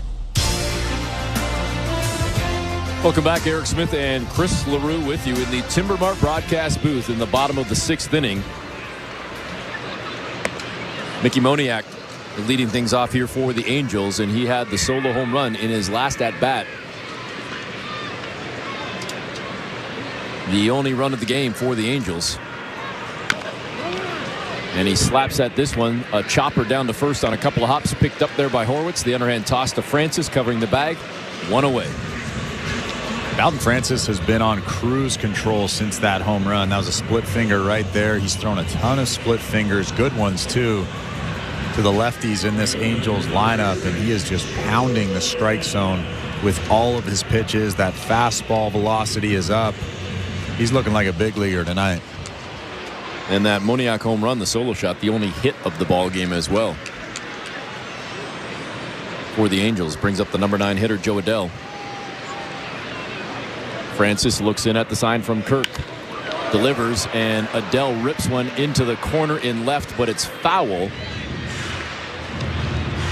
as it's picked up by Loperfido. He tosses it into the stands, and a long strike, 0-1 count to Adell. Well, Joe Adell just missed that. I don't know what pitch that was. I think they're calling it a sinker, but that was 90 right down the middle. A very hittable pitch.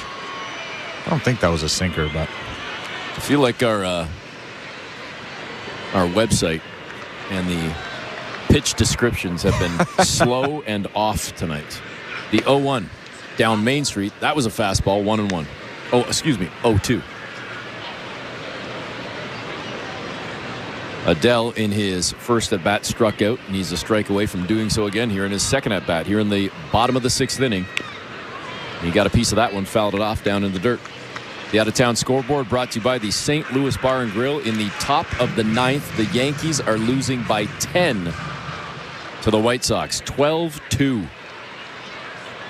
Oof, that's not good. 12-2 to the White Sox.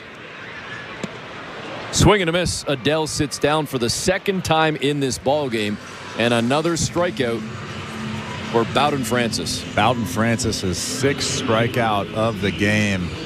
A big breaking ball. Joe Adele way out in front. That's some good pitching right there. He was definitely thinking a fastball up and in. He got the breaking ball down and away. So now 2 down as we head to the top of the order for the Angels. Nolan Shonowell jumps on the first pitch, sends it into center field. And tracking it down underneath it, easily making the grab is Dalton Varsho, and that will do it. On to the 7th we go with the Blue Jays leading 4-1. You're listening to Blue Jays Baseball, brought to you by your local family-owned Crown Rust Control Center. Streaming at sportsnet.ca and the Sportsnet Radio Network. At Crown Rust Control, protection runs deep because every Crown Rust Control Center is owned by a local family who cares beyond business. Your Crown Rust Control is 100% committed to their product, to you, to their community, which is your community. Protecting you and what matters to you is equally important as protecting your vehicle. Did you know your vehicle rusts faster in warm weather? Hey Insiders, thanks for hanging out with us tonight for the Blue Jays game. I appreciate all of you being in the chat, firing it up. Please take a second to exit out of the chat and find that like button. Please hit that thumbs up button, and let's keep growing that number so we can get more Blue Jays fans here in the chat to help us donate more money to SickKids Hospital in Toronto. So as you know, we've started our campaign. Please check the link that is pinned in the chat. Check out our campaign and please donate if you can. Thanks for hitting that like button. Appreciate it. We'll get back to the baseball. See you in the chat. You never know when cardiac arrest can happen. That's why each and every one of our trucks carries a life-saving Mikey defibrillator as part of our Mikey on Board program. Whether we're on the highway or in front of your house, we're prepared to help anyone whose heart may skip a beat. The Mikey Network has saved many lives, making Mikeys accessible to the public. And now they're on board our trucks. We're 2 men in a truck. 2 men and a truck, the movers who care. This is Toronto Blue Jays baseball. Fastball hit to center field. Varsho with a dive, and he makes the catch. On Sportsnet 590 The Fan and the Sportsnet Radio Network. Welcome back. Eric Smith and Chris LaRue with you as we get set to start this 7th inning. The Blue Jays leading the Angels 4-1. Toronto getting 8 hits tonight with those 4 runs. 1 hit, 1 run for LA. First pitch to Dalton Varsho outside, ball 1.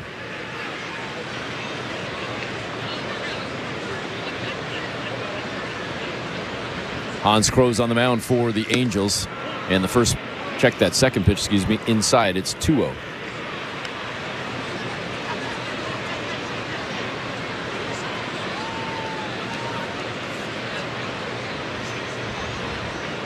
Varsho looks at the next pitch as well, and it's down low, quickly ahead, 3-0.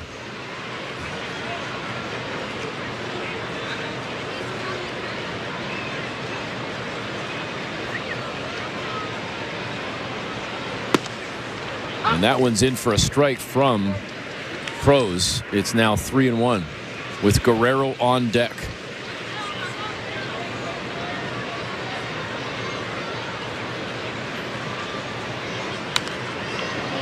And that one fouled off by Varsho. Now 3-2. Matt Theis has come into the ball game for the Angels, replacing Ohapi at catcher.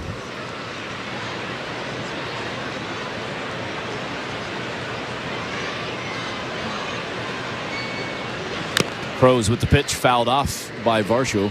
Actually went off his leg a little bit as well. Seems no worse for the wear as he steps out of the box for a moment.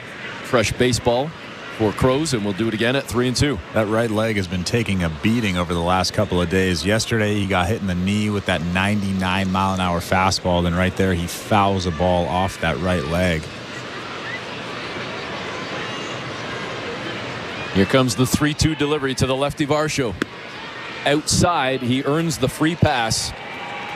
And a walk to start the inning for the Blue Jays as Guerrero steps up.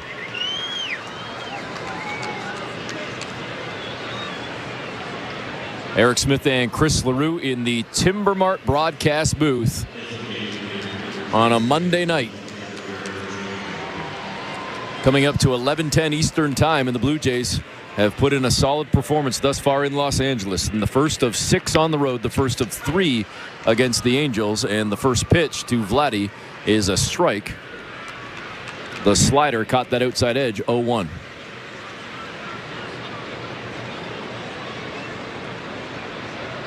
Crows looks over at first at Varsho. Turns and fires, and Vladdy with a big cut. Missed, and he's down 0-2.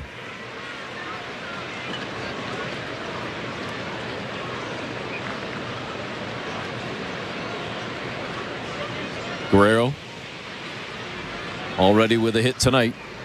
But again, his hit streak came to an end yesterday, ended at 22 games, and he just got another hit right here as he slaps one into left field, splitting the 2 defenders, Rendon and Neto, at third and short respectively.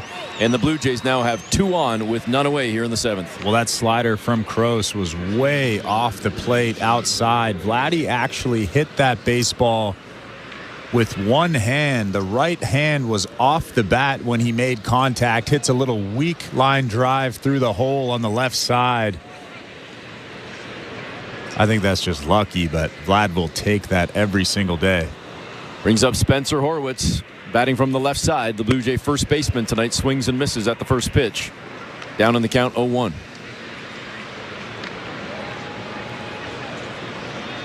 Crows came with the slider. Horwitz couldn't catch up with that one. We'll see what comes right here with Varsho at second, Vladdy at first. Crows looks out at second to Varsho, turns, fires, and that one down in the dirt. A nice block there by Theis to keep it in front. Count even now at 1-1.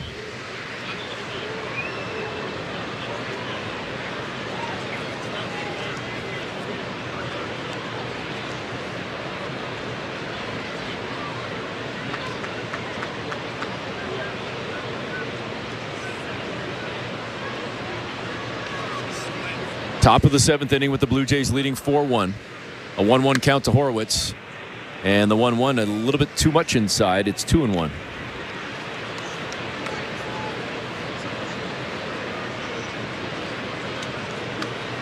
A 1-for-3 night thus far for Horwitz. He'd love to get a hold of another one right here. Swing and a miss. It's 2-2. Well, he swung like he wanted to get a hold of one there. A fastball right down the middle. He took a huge hack at it. A big finish, falling out over the plate.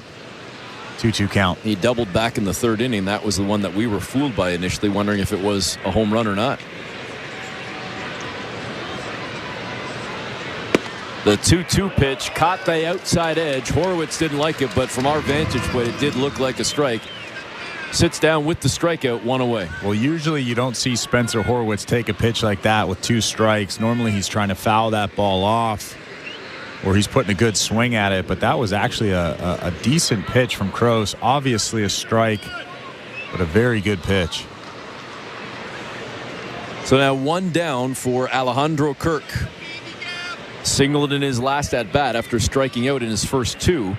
We'll see what he can do here against Crows with Varsho out at second. First pitch to Kirk. He tried to jump on it, fouled it off. Down in the count, 0-1. On that out-of-town scoreboard, Pittsburgh and San Diego still scoreless in the 7th inning. And it's still scoreless in the bottom of the 6th with Atlanta and San Fran. And we've got another no-hitter alert going on in that ball game. Kirk gives one a ride to center field. Tracking back for it, though, is Moniak. Makes the grab. Tagging and moving second to third is Varsho. Vladdy stays at first. 2 down with runners on the corners. Well, Dalton Varsho did a good job tagging on that play and getting to third base. But here comes Will Wagner. That's your guy. That's your new guy. In these parts, we call him Bill. Will Wagner, a 3-for-3 night with a double and 2 singles. And I believe we're going to have a pitching change right here. I was going to use this time to give you some stats on debuts, but I don't want to take away from our guy back at Baseball Control. Show Ali.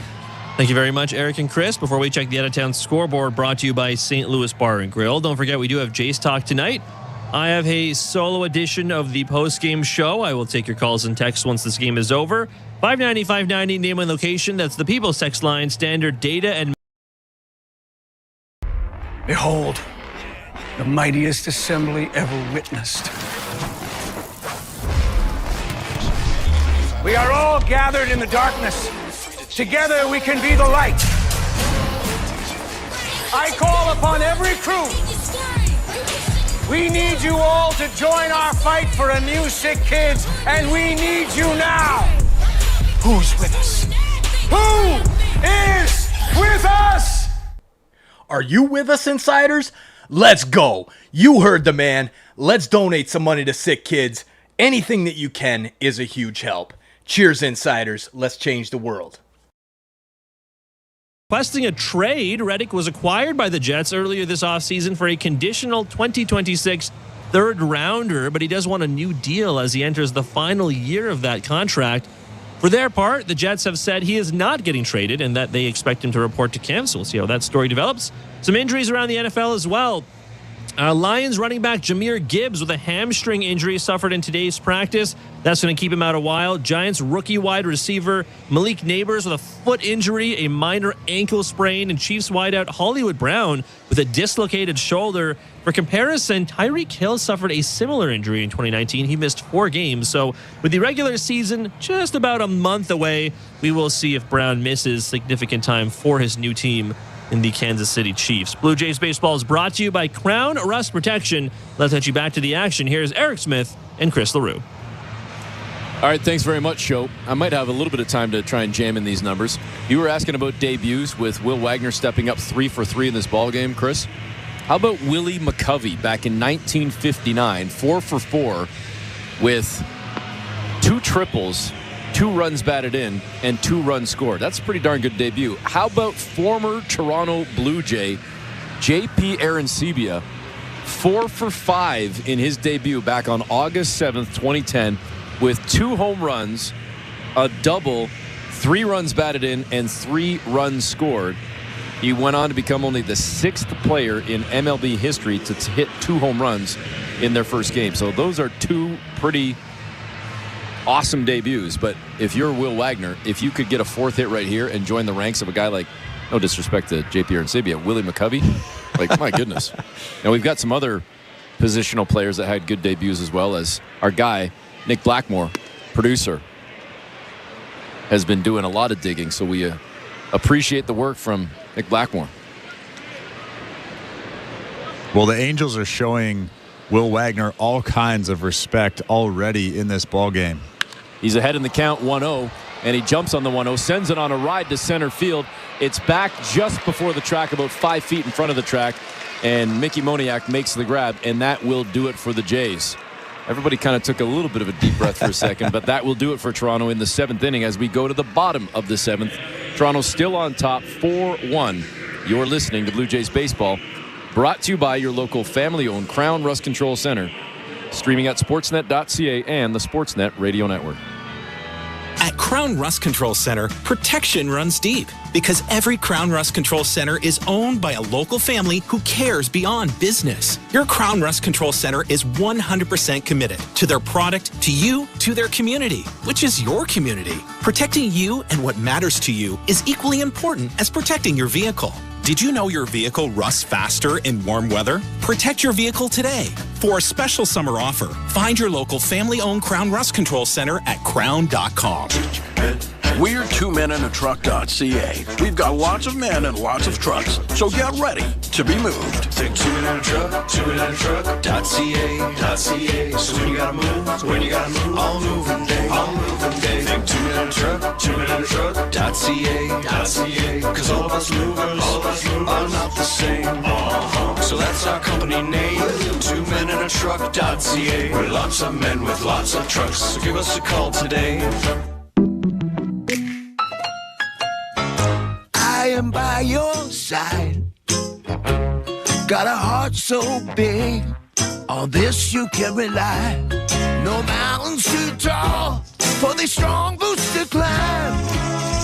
I am by your side. That was Desjardins Insurance, playing insurance with a heart so big it shows. Tune in for your auto and home coverage at desjardins.com/heart.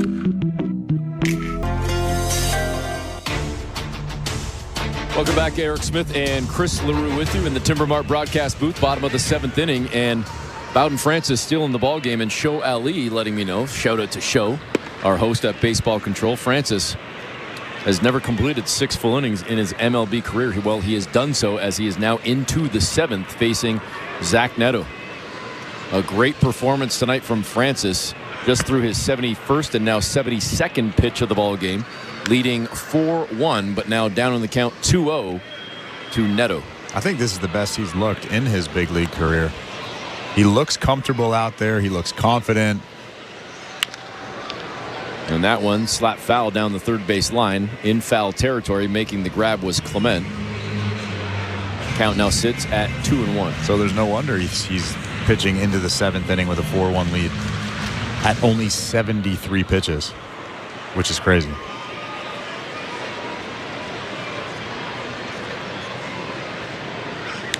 And the 2-1 pitch fouled off, and we said earlier in the game that Kirk never reacts. He is right now. He felt that one as it was fouled off his right leg, maybe just above his knee. That was minimal reaction. That was about as big as it gets from Alejandro Kirk. I want to hear him mic'd up. I don't think he says much either. Well, I actually said that it hit the top part of his leg. It actually ricocheted off the bottom part on the shin. They're actually giving him quite a bit of time. He's still standing, waiting for Bowden Francis to get back on that rubber. Now a 2-2 count to Zach Neto. His Angels trailing the Blue Jays 4-1 here in the bottom of the 7th.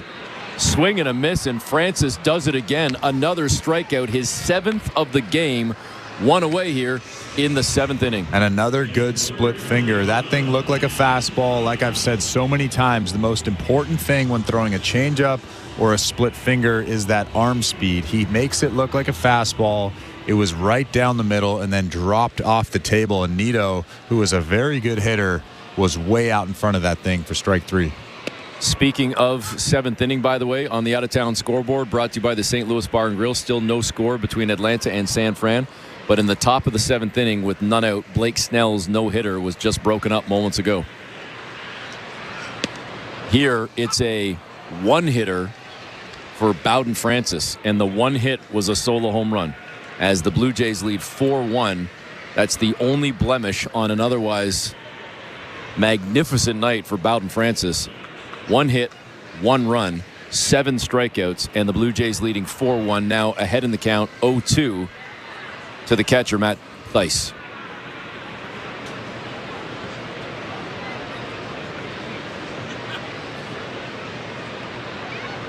Francis on the rubber with the leg kick and the delivery, and that pitch a little outside. It's 1-2. Who's having a better night, Will Wagner or Bowden Francis? Ooh, Will Wagner. Yeah, that's true. 3 for 4 in your MLB debut. And how about an 8th strikeout for Francis? Take that, LaRue and Smith. 2 away here in the 7th. I didn't give who I thought was having a better night. I think Bowden Francis is having a better night. You're full of it. Look at that split finger. You're full of it. That thing was right down Broadway. All kinds of downward action. He is feeling it tonight. 2 down now in the 7th inning. And the first pitch in for a strike to Calhoun. Willie Calhoun steps up 0 for 2 tonight with a couple of groundouts, batting .249 on the season. Francis just threw his 80th pitch, looking to strike out the side, and he won't do so as Calhoun sends one into center, but he is going to sit down the side as Varsho camps under it, makes the grab, and that will do it. Yet again, the Angels go down 1-2-3 as we head to the 9th. Toronto still leading 4-1. You're listening to Blue Jays Baseball, brought to you by your local family-owned Crown Rust Control Center. Streaming at sportsnet.ca and the Sportsnet Radio Network. It's Fantasy Football Draft Month on Fantasy Sports Radio. Hear how the experts draft their teams right now. Stroud should be right there, 8 through 12 range of quarterback, not a top 3, 4, or 5 guy. And learn winning strategies to help you win your league. The opportunity cost is passing on one of those grade 8 wide receivers when I can get Derrick Henry and Isaiah Pacheco in the 3rd or 4th round. Channel 87. And if you missed any of our drafts, hear them right now. Just search Fantasy Drafts on the all-new Sirius XM app. Are you regretting eating that gas station hot dog? Yeah, we know. We've been there too. This is a message for baseball fans like you. Did you know that you get a channel that's talking baseball 24/7 as part of your Sirius XM subscription? What? Our lineup includes shows hosted by former big leaguers and executives. Plus, you'll hear from 17 managers each week. MLB Network Radio is on Sirius XM Channel 89. Or just search MLB Network Radio on the SXM app. Sirius XM Sports. We're more than just a game. Blue Jays fans, your manager, Sean Schneider, joins MLB Network Radio every other Wednesday at 11 a.m. Eastern. A lot of these young guys are comfortable playing with one another from the minor leagues and understanding that they're in the big leagues now and expectations are a little bit different. So it has been cool to see that kind of shift in energy. Managers at the mic on MLB Network Radio, Sirius XM 89 and the Sirius XM app. The Blue Jays are in flight, leading 3-0. Blue Jays fans, this is Ross Atkins, and you're listening to Blue Jays Baseball on Sirius XM. Radio Network. Top of the 8th inning, the Blue Jays leading the Angels 4-1. As Toronto gets set for Leo Jimenez. And this at bat for Jimenez starts with a ball inside. He had to jump out of the way of that one. 1-0 count. A 2-run home run in the 3rd inning. His first career homer. Average now up to 226 for Jimenez. As the next pitch comes in from Moore. Good for a strike. 1-1.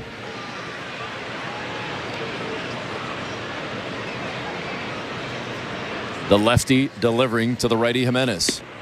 Swing and a miss. 1-2. In that last inning that Bowden Francis was pitching in, Zach Pop was warming up, so I don't know what John Schneider is going to do. Bowden Francis is only at 80 pitches through 7 innings. What would you do if you were in charge? I'd keep him in, but you have to remember he's never gone further than 6 innings in a game, so that's going to tax his arm, that's going to tax his body. It's not so much the pitch count, it's also the innings. You have to remember that. So I guess if you're John Schneider, you have to err on the side of caution, but if I'm Bowden Francis, I want the CG.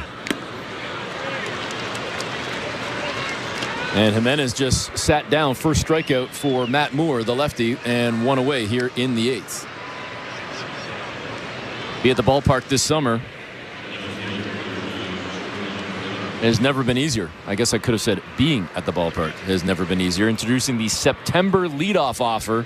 Secure tickets to all Blue Jay games in September for just $99. That's all home games. Get your September tickets by visiting bluejays.com/leadoff. Joey Loperfido steps up 0 for 3 today. Down in the count 0-1 as the 0-1 pitch comes in low. 1-1.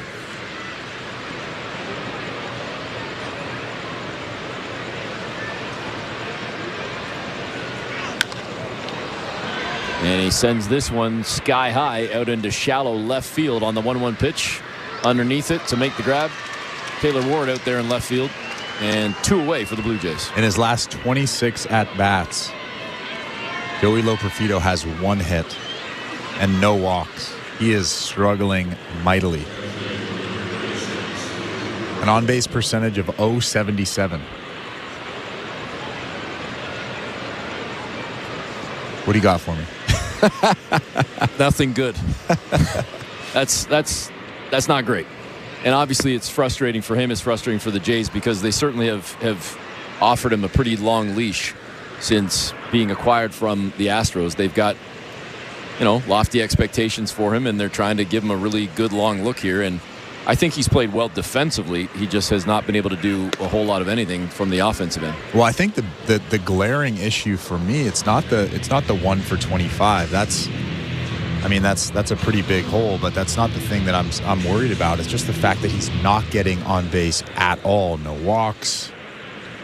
He's just not doing anything on the offensive side of the ball, and that's the biggest concern for me. Stuart Burrow well ahead in the count now, 3-0. He just looked at back-to-back fastballs and now looking to get on here to try and start something for the Blue Jays with 2 away here in the 8th inning.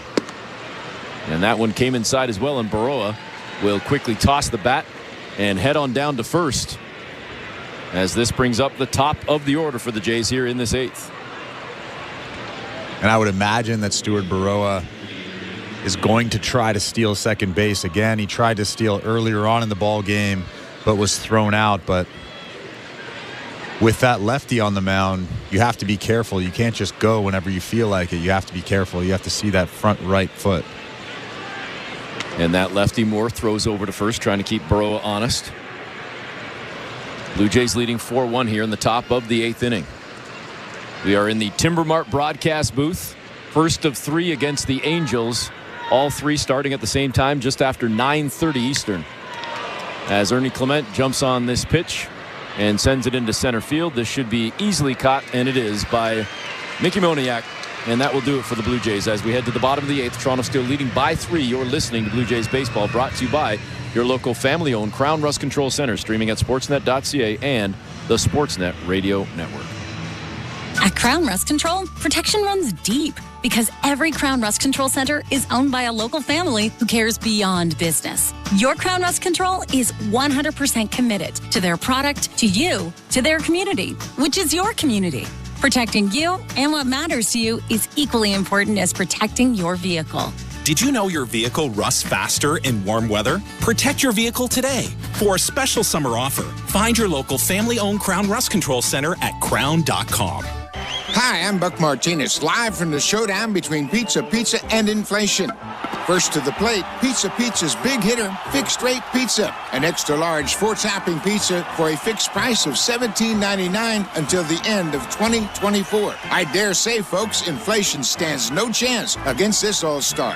Here's the delivery. And inflation strikes out. That's a swing and a drive for fixed rate pizza. Lock in yours today.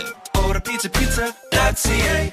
This is the best I've ever seen. City TV has all the edge-of-your-seat performances you can handle. This is the most amazing season we've ever had. America's Got Talent is doubling down on excitement. Wow. Incredible. I'm blown away. Tuesdays and Wednesdays. Better than any other season. On the hunt for this season's winner. You didn't know what was going to happen next. America's Got Talent. All new tonight, 8/7 Central on City TV. Or stream it on City TV Plus. This is Toronto Blue Jays baseball. They got him. A strike him out, throw him out, double play. On Sportsnet 590 The Fan and the Sportsnet Radio Network.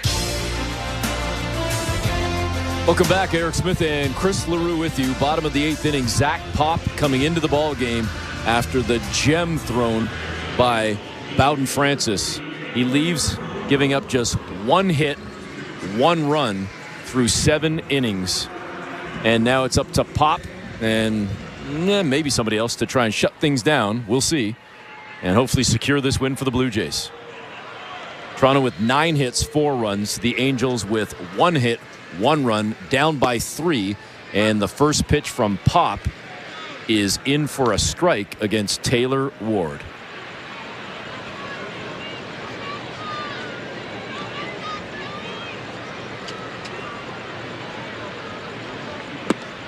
And Ward chases after the 0-1 pitch.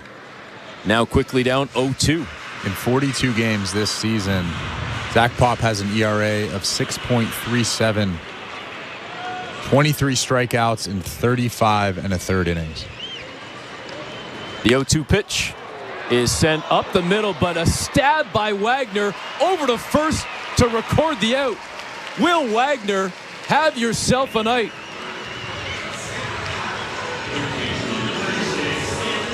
What a play by the youngster. He was playing up the middle and slid over to his right, made the backhand stab, quickly got to his feet, and whipped it to Horwitz at first.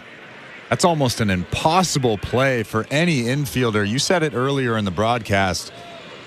People are buying number 7 already. 3 for 4, a couple nice plays in the field. He's a stud. Anthony Rendon steps up now with 1 away. Ahead in the count 1-0 as that first pitch, the fastball, missed from Pop. Rendon 0 for 2 tonight. Swings at this one out to short. It's scooped up by Jimenez. Over to first to Horwitz. 2 away. I know you said this earlier. The Jays look really good tonight. They do. And I'll be honest, I'll peel back the curtain a little bit. Before the ball game, I said to Chris, I'm like, this is a lineup. This is interesting. A whole lot of combinations that we hadn't really seen before, not the least of which was Wagner. And this team has played very well tonight. Yeah, we mentioned it earlier. 7 of the 9 guys in this lineup have been in AAA at some point this season. And that's including the guy currently pitching, too. Not just the starting pitcher in Bowden Francis. This brings up Brandon Drury. 0 for 2 in the ball game. He's ahead in the count 1-0 as Pop missed moments ago with the fastball. Came back, second pitch, just missed outside. Might have been a little bit low as well. And now Drury had 2-0 after that slider was no good. Pop looks in at the sign. Here comes the 2-0 delivery. And it's fouled off. Ricochets off the mask of Kirk. Takes off the helmet for a second, has a quick look, spits, and gets set to put his mask back on. So are you going to take back your comment? Of? Questioning the lineup. I didn't question that John it. Schneider worked so hard to put together. Don't try and start something. Don't try and start something. I didn't question it. I just was, whoa, we haven't seen this combination before. So you just made a comment? Absolutely. The 2-1 pitch. Down low in the dirt. Clocked at 97. Nice scoop there by Kirk. Not that there's anybody on base. It's 3-1. 2 down here in the bottom of the 8th inning with the Blue Jays still leading.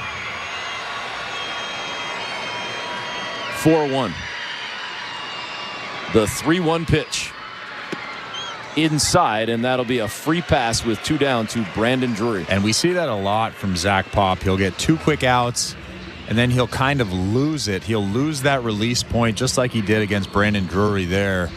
And a lot of pitches are outside the strike zone, arm side high.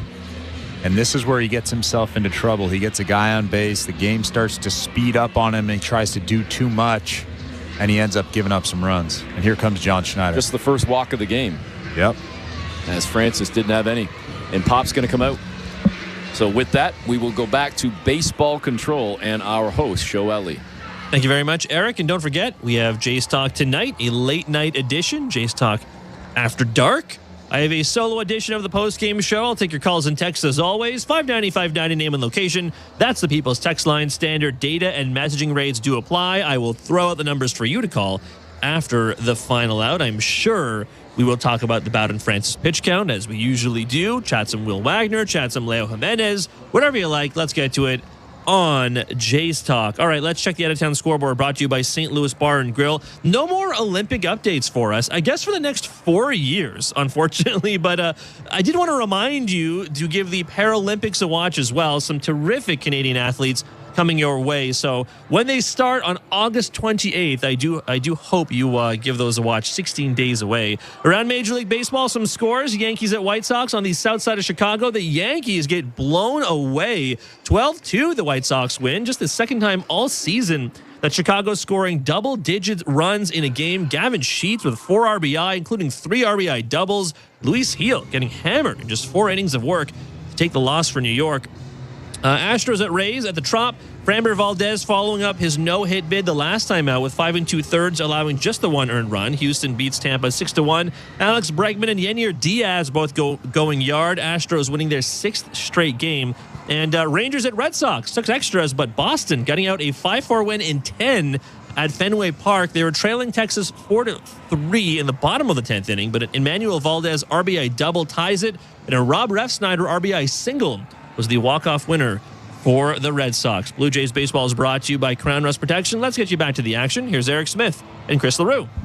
All right, thanks very much, Show. I've got a bone to pick, though, with Show Ali, because I'm not down with the Jays talk after dark. Like, it's a decent handle, but he's not taking what I gave him earlier this year on the West Coast games. Of course, is when you get, the freaks come out at night for the late show. Make sure you call in and talk to Show Ali on the Late Show. Lots to talk about tonight, as Show mentioned. You're starting to get loopy. That's what happens when we get close to midnight. It has been a quick-paced game, though. No doubt about that, with the Blue Jays leading 4-1 here. Bottom of the 8th, 2 out as Genesis Cabrera comes in, the lefty. Fires in a first pitch down low to the pinch hitter, former Blue Jay Kevin Pillar, batting .267 this season with 7 home runs, split with Chicago and the Angels. And Pillar fouls off the 1-0. 1-1. A fan favorite during his Toronto days. At the plate, but more so in the field with those Superman catches, as he would put the body on the line all the time defensively. Pillar 1-1 right now. Cabrera with the pitch down low. It's 2-1. Who do you like watching more out there, George Springer, Dalton Varsho, or Kevin Pillar? I guess I could throw Kevin Kiermaier in there too, but he's no longer a J. Let me think about that one for a second. Pillar ahead in the count 2-1. Swing and a miss. It's 2-2. He had 55 home runs in a Blue Jay uniform with a .260 career average.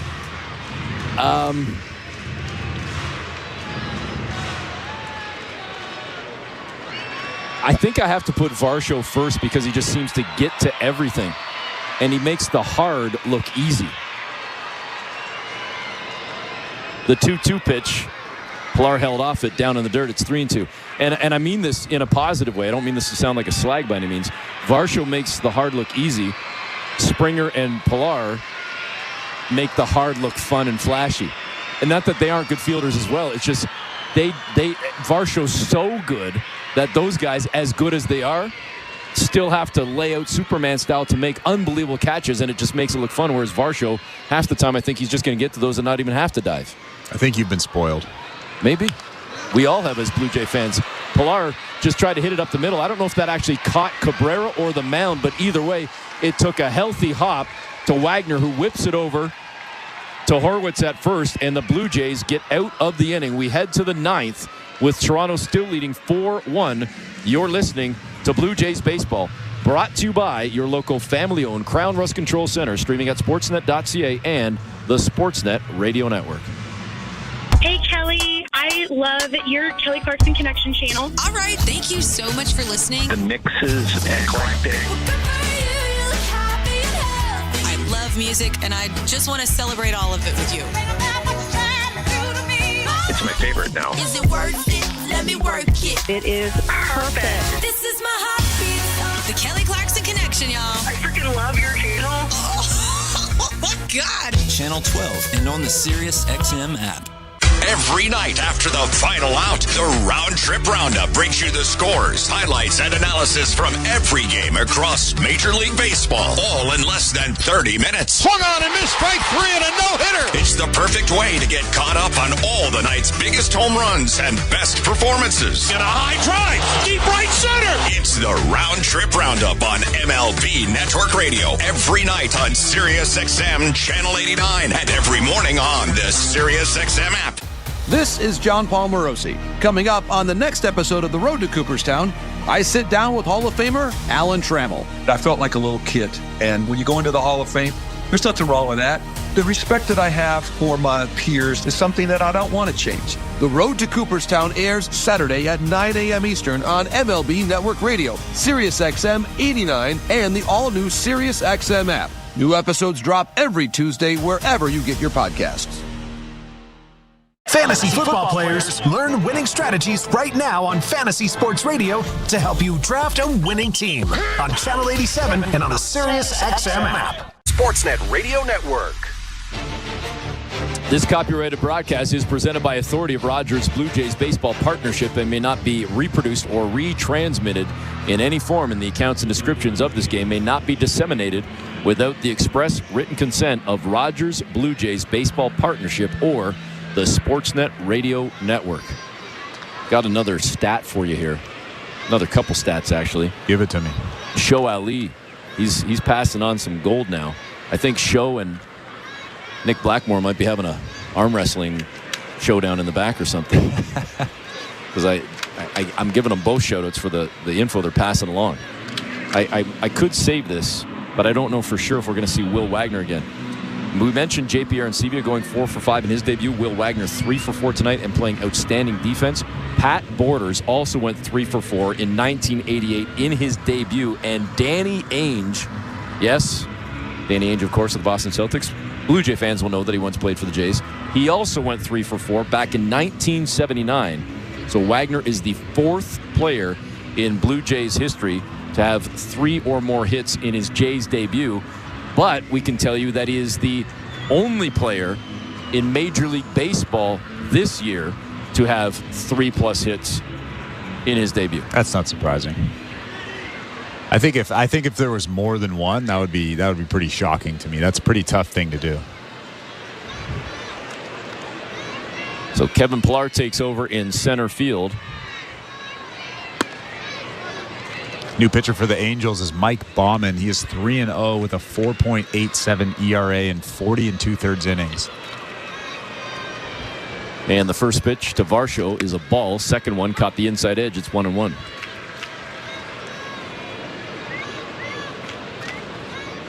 Baumann even in the count now, 1-1. Varsho 0 for 3 in this ball game. Did have a walk in his last at bat. Swings at this one and sends it on a decent ride out to right field, but on the track, jumping and making a great catch against the wall in right field is Joe Adell. One away. Well, Varsho put a ride into that one. That was 97 at the top of the zone. He dropped the barrel, hit a good line drive, but Joe Adell with the great play up against that big wall out in right field. Dalton Varsho was on his horse, too. He might have gotten a triple out of that if that thing hit the wall, but Joe Adell with a great play. One down now for the Blue Jays here in this 9th inning. Brings up Vladimir Guerrero Jr. And first pitch is good for a strike on that outside edge. 0-1 count to Vladdy. 2 for 3 tonight. Again, the hit streak came to an end yesterday. It ended at 22 games, but he picks right back up today on a 2 for 3 evening. It's funny that we've been talking about Bowden Francis and Will Wagner so much that we just forget that Vladimir Guerrero Jr. is 2 for 3. He won't be 3 for 4 though, as he just flew it to right field as well. Looked like Adell was fighting the lights or something for a moment, but he makes the grab, and now there are 2 away.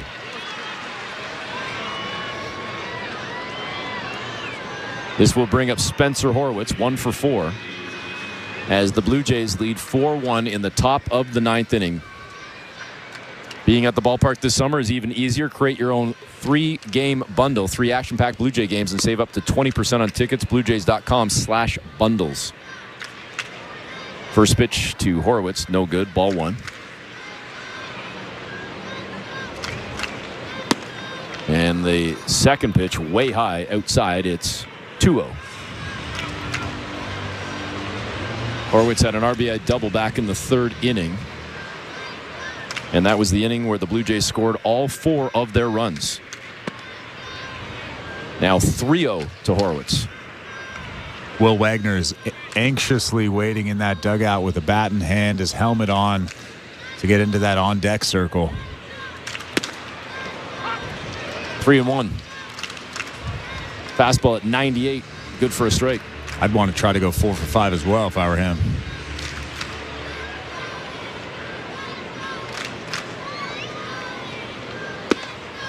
And now 3-2.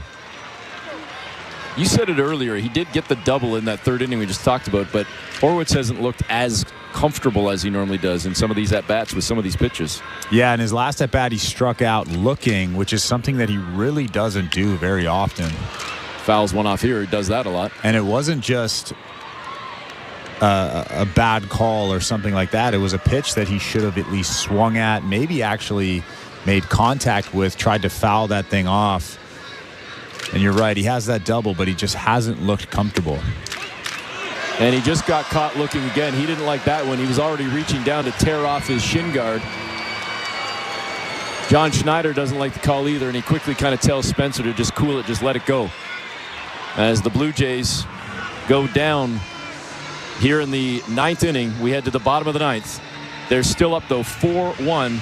The Angels will have to rally if they want to come back in this first game of this 3-game series. Again, Toronto up 3. You're listening to Blue Jays Baseball, brought to you by your local family-owned Crown Rust Control Center. Streaming at sportsnet.ca and the Sportsnet Radio Network. The Blue Jays are inviting you to work from Dome. Put it in your calendar. 307 weekday starts this season. You can work from Dome with friends or coworkers at Rogers Center. It's a game changer. Make the ballpark your office for the afternoon. Work from Dome, 307 weekday starts. Let's touch base. Check out ticket options on BlueJays.com/workfromdome. We're 2 men and a truck. So, you're moving to a new home, and all that's left to do is to call a mover you know you can trust. Well, naturally, you think 2 men and a truck, since you know they have lots of men and lots of trucks. They'll wrap, pack, and move everything you own. With a 96% referral rating and the professionalism you can trust, the choice is simple. For a free in-home estimate, call today. We're 2 men and a truck. 2 men and a truck, the movers who care. This is Toronto Blue Jays baseball. Fastball cracked to center field, to the wall, to the track. It's gone. On Sportsnet 590 The Fan and the Sportsnet Radio Network. Welcome back to Blue Jays Baseball. Show Adley with you at Baseball Control. The Jays lead the Angels 4-1 as we head to the bottom of the 9th inning in Anaheim. Don't forget, we do have Jays Talk tonight. I have a solo edition of the postgame show. I will take your calls and texts once this one is over. 590-590, name and location. That's the People's Text line. I see a few here already. Standard data and messaging rates may apply. I will throw out the numbers for you to call after the final out in California. Blue Jays Baseball is brought to you by Crown Rust Protection. The Jays lead the Angels 4-1, bottom 9 in Anaheim. As you might expect, with a 3-run lead, Chad Green in to try and close things out for Toronto. Here's Eric Smith and Chris LaRue. All right, thanks very much, Joe. Green comes in with the ERA at 1.67 in 36 games. And first pitch swinging is Joe Adell. Down in the count 0-1. 2 strikeouts tonight for Adell. The Angels with just 1 hit in this game, and it was a solo home run. In Angels franchise history, they've had 4 games like this where they've been 1 hit, and the only hit is a home run. This would be the 5th tonight.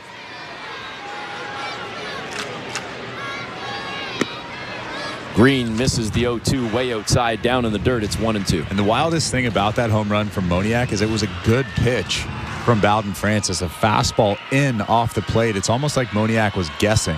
Other than that, there's just been good pitch after good pitch. Adell fouls this one off. We'll do it again at 1-2.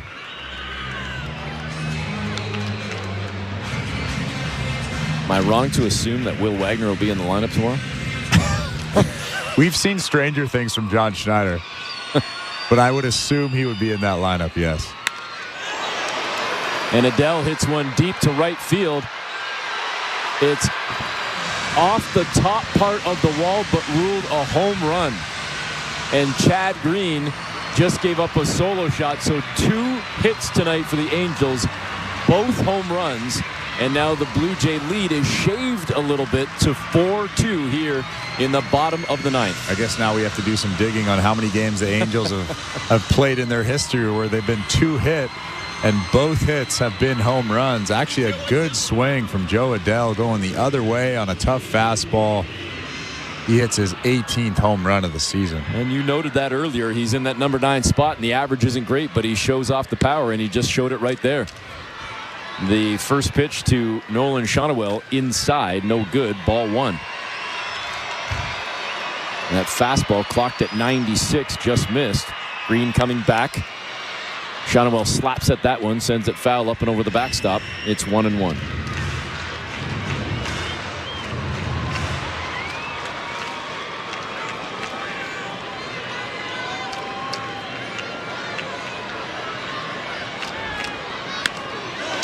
And now he jumps on this next pitch, gives it a little bit of a ride to center, but making it look easy was Dalton Varsho. A couple of strides to his left, makes the grab, 1 away. So Kevin Pillar would have been doing a Superman dive for that one.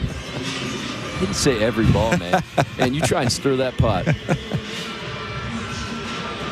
1 down now for Zach Neto. 0 for 3 today with a flyout and a couple of strikeouts. He has struck out in each of his last 2 at-bats.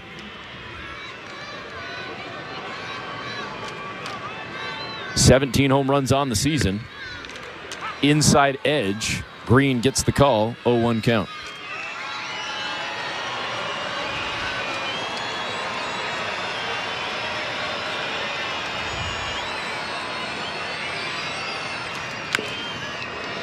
And now this one chopped down to third, and jumping for it and throwing kind of in one motion is Ernie Clement with another incredible play at third.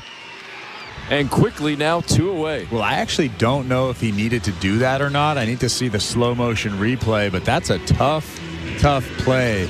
Going up for that big high bounce and then almost doing it in one motion, a little underhand flip to first base. He is so smooth over there. He's also got a ton of swag.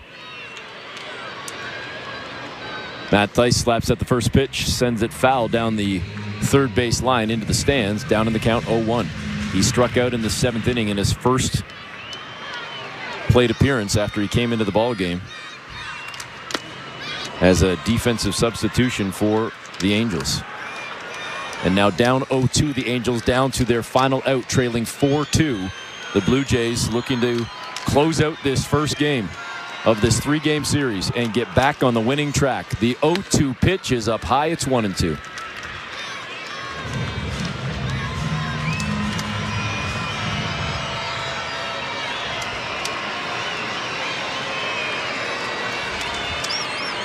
Green does not get the call. It looked decent. Kirk tried to frame it,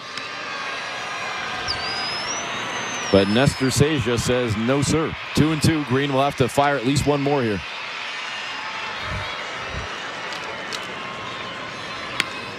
And this one is sent up the middle, but easily scooped up by Jimenez over to first to record the out, and that will do it. The Blue Jays 2-hit the Angels. The Angels get 2 runs off those 2 hits, both solo home runs. And in the Major League debut of Will Wagner, Toronto beats LA 4-2. I mean, what an incredible game, not only for Will Wagner, for Bowden Francis. Bowden Francis, for the first time in his big league career, he goes past the 6th inning as a starter. He was incredible tonight, only giving up that 1 hit, that 1 home run, walking nobody. But you have to take your cap off and tip your cap for Will Wagner. 3 for 4 in his big league debut. And you said that the company that he's with, that is some rare company and some big company, and you have to be pumped up for him. Well, interesting as well that, I mean, maybe I'm stating cap down obvious when I just read over the names and whatnot. Would he not then be the first non-catcher? Oh, no, Danny Ainge, never mind. See, that's why it's getting late. It's getting late. Because it was Aaron Sebia and Pat Borders as the other ones. All right, let's hit the break, come back with some final thoughts, and then get set for The Late Show. with Show Ali as the Blue Jays win 4-2 to start off this road trip. You're listening to Blue Jays Baseball, brought to you by your local family-owned Crown Rust Control Center, streaming at sportsnet.ca and the Sportsnet Radio Network. At Crown Rust Control Center, protection runs deep because every Crown Rust Control Center is owned by a local family who cares beyond business. Your Crown Rust Control Center is 100% committed to their product, to you, to their community, which is your community. Protecting you and what matters to you is equally important as protecting your vehicle. Did you know your vehicle rusts faster in warm weather? Protect your vehicle today. For a special summer offer, find your local family-owned Crown Rust Control Center at crown.com. Hi, I'm Buck Martinez, live from the showdown between pizza and inflation. First to the plate, with over 2 million sold, it's Fixed Rate Pizza, a hot and fresh extra-large 4-topping pizza for a fixed price of $17.99 until the end of 2024. Here's the delivery. And inflation strikes out. That's a swing and a drive for Fixed Rate Pizza. Lock in yours today.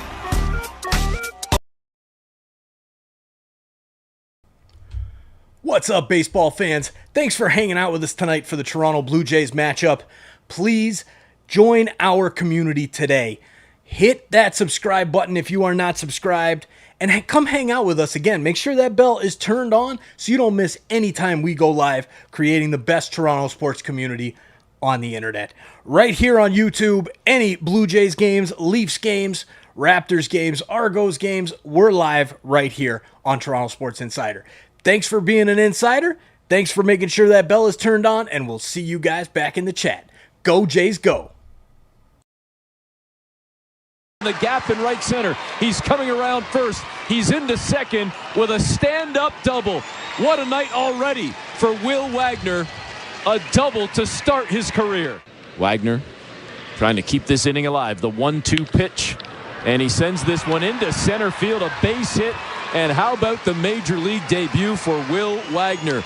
Now 2 for 2 with a single, a double, and his first run batted in. Wagner digs in, stares down at Daniel. The 3-1 pitch. He jumped on it and sent it into right field. Another base hit.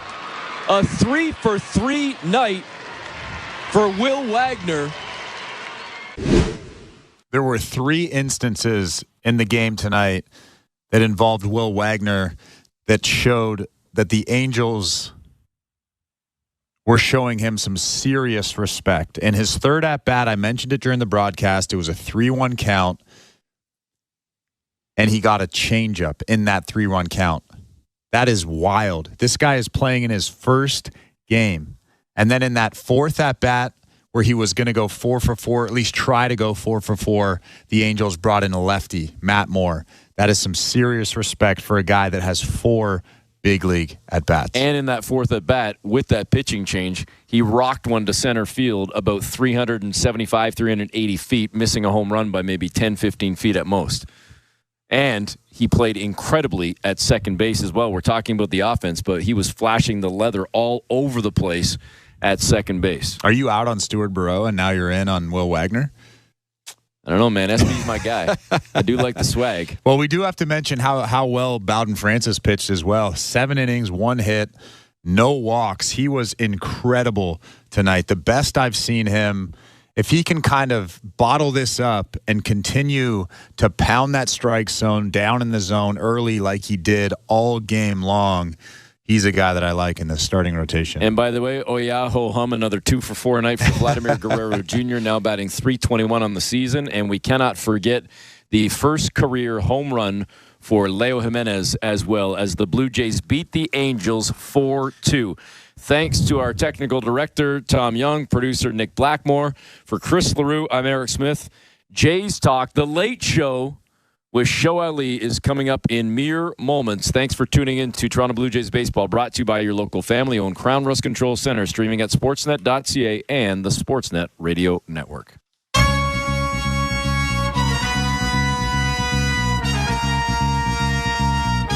All right, let's get it started tonight. I'm Show Ali. You're listening to Jays Talk live on the Sportsnet Radio Network. We're also streaming on sportsnet.ca and on the Sportsnet app. Give me a call, why don't you? 416-870-0591, 888-666 0590 star 590 on your cell. You can text me as well, 590-590, name and location. The People's Text Line, as you know, is always open. Standard messaging and data rates may apply. The Blue Jays grabbing a 4-2 win to open their 6-game road trip, the first 3 of which are in Anaheim as the Blue Jays take on the Angels. And tonight, a win to start us off. It's kind of hard not to talk about the night of firsts we witnessed tonight. Will Wagner, Leo Jimenez, Bowden Francis. Let's talk about the hitting, actually. We'll get to Bowden Francis in a sec here. And boy, do we ever need to talk about Bowden Francis, because he was phenomenal tonight. But I did want to start with Will Wagner and Leo Jimenez. Wagner with his first career MLB hit on his first career MLB swing. A very pretty swing, by the way, for the sharp double. He would also add the first career MLB RBI to Cash Horwitz. And then Leo Jimenez blasts his first career major league run, a home run off of Davis Daniel just a couple minutes later, a 2-run jack. And hey, don't look now, but Jimenez is only 3 home runs behind Bo Bichette this year. So there's that. No, I'm kidding. It's factually true, but we shouldn't pile on Bo. But Will Wagner looks like he belongs in the 1-game sample size we're discussing, right? I thought it was kind of funny that in the first AB, right, Daniel throws him a 91 four-seam fastball inside, kind of a little bit low, but inside in the strike zone. He goes and gets it with a 104.5 mile an hour exit velo for the double. And in the very next AB, they go changeup, curveball, four-seamer, changeup. The last of which Wagner hit for the RBI single. So we essentially immediately, in the span of a couple innings, saw the respect level creep up somewhat for Wagner in his second career AB. This guy's a rookie in his very first ever major league ball game, and you got to see the starter. Like, he must have been told, right? I can't imagine there's a lot of tape on him because he's being called up. I mean, obviously they have the tape from the minors, but I think there's some expectations that adjustments will happen. But man, they gave him the ultimate respect, right? Changeup, curve, four-seamer, changeup. And he probably would have cashed in a second run. He went and got the changeup in his second career. I just think he probably would have cashed in another run if anyone but Andrew Kirk had been standing on first base. Having said that, great to see Kirk motoring. He goes first to third on the single. So I was actually impressed on that one. And then great hitting from him in the third career AB as well. A 3-1 changeup that Daniel leaves right down the middle. I think it was like 80 or 81 miles an hour. I got to say, it was actually pretty funny to see the Angels pull the reliever with Wagner coming to the plate in the 7th inning. Like, how often do we see that for a rookie? Like, how often do you see that for any rookie? At any point, not just in their major league debut, but just at any point in their rookie season. And yeah, he flew out, but that was like the Aaron Judge, Juan Soto move they pulled there, even with 2 outs. So, hey, excellent stuff from Wagner tonight. And he even added some great defensive plays to boot. I actually wanted to play you guys a clip of our pal Blake Murphy chatting with Will Wagner actually last week. This is on Wednesday or so of last Wednesday or Thursday of last week on Jays Talk Plus. And Blake, you'll hear him ask the question. They're talking about the position he likes to play. So let's hear it. A very brief clip of Blake chatting with the man of the night, Will Wagner. Do you have a comfort level at one position over the other? I know you've played all 4 infield positions over the course of your minor league career so far. Is there one that you feel you're best at or most comfortable at? Right now, I think I like second a lot, just because I played 4 years in college at second base. I didn't really play any other positions, and I just felt really comfortable at second lately. So there you go. That's a very brief snippet of that conversation. You can find the whole thing on the Jays Talk podcast feed from last week with Blake, but I thought it was interesting, right? He made some great plays, and tonight a stab on the infield on, I think, a Taylor Ward grounder. So certainly looks like he's pretty comfortable at second base. And if you hadn't seen this, I think they did mention this on the telecast, and Eric mentioned this on radio as well. But Hazel tweeted during the game that Will Wagner is the 4th player in Blue Jays history to have 3 hits in his first major league game. Danny Ainge going 3 for 4 in his MLB debut, 1979. Pat Borders 3 for 4 with a triple in 1988. JP Arancibia, as we know, 4 for 5 with a double, 2 home runs in 2010. So rarefied air for Will Wagner tonight. Here's hoping he's in the lineup tomorrow, because it has often felt, I would say very often, as though a guy does well and then he sits the next day. But there's no way you can sit Wagner after a day like he just had. I would think We have seen stranger things, which is kind of itself strange to say this season for the Blue Jays, but I don't know. The Blue Jays had a lineup today that had Joey Loperfido, Will Wagner, Stuart Baroa, and Leo Jimenez in it. Not a lineup, not words I thought I would say at any point about the Blue Jays in 2024, and here we are. So Will Wagner, I'm going to go out on a limb and say he is going to be in the lineup tomorrow, but maybe don't hold your breath. But he was phenomenal tonight. In all seriousness, he was so good. I can't wait to see more from him. On Leo Jimenez, great that he clubbed the home run. Seems like a genuinely nice guy. You want to see more from all of the young guns. Certainly, like beyond rooting for their personal success, you also want to see, as we've discussed so often since the deadline, and frankly, so often we're going to discuss this topic until the end of the season, essentially, or really until the beginning of next season, actually, until you actually see who breaks camp with the team.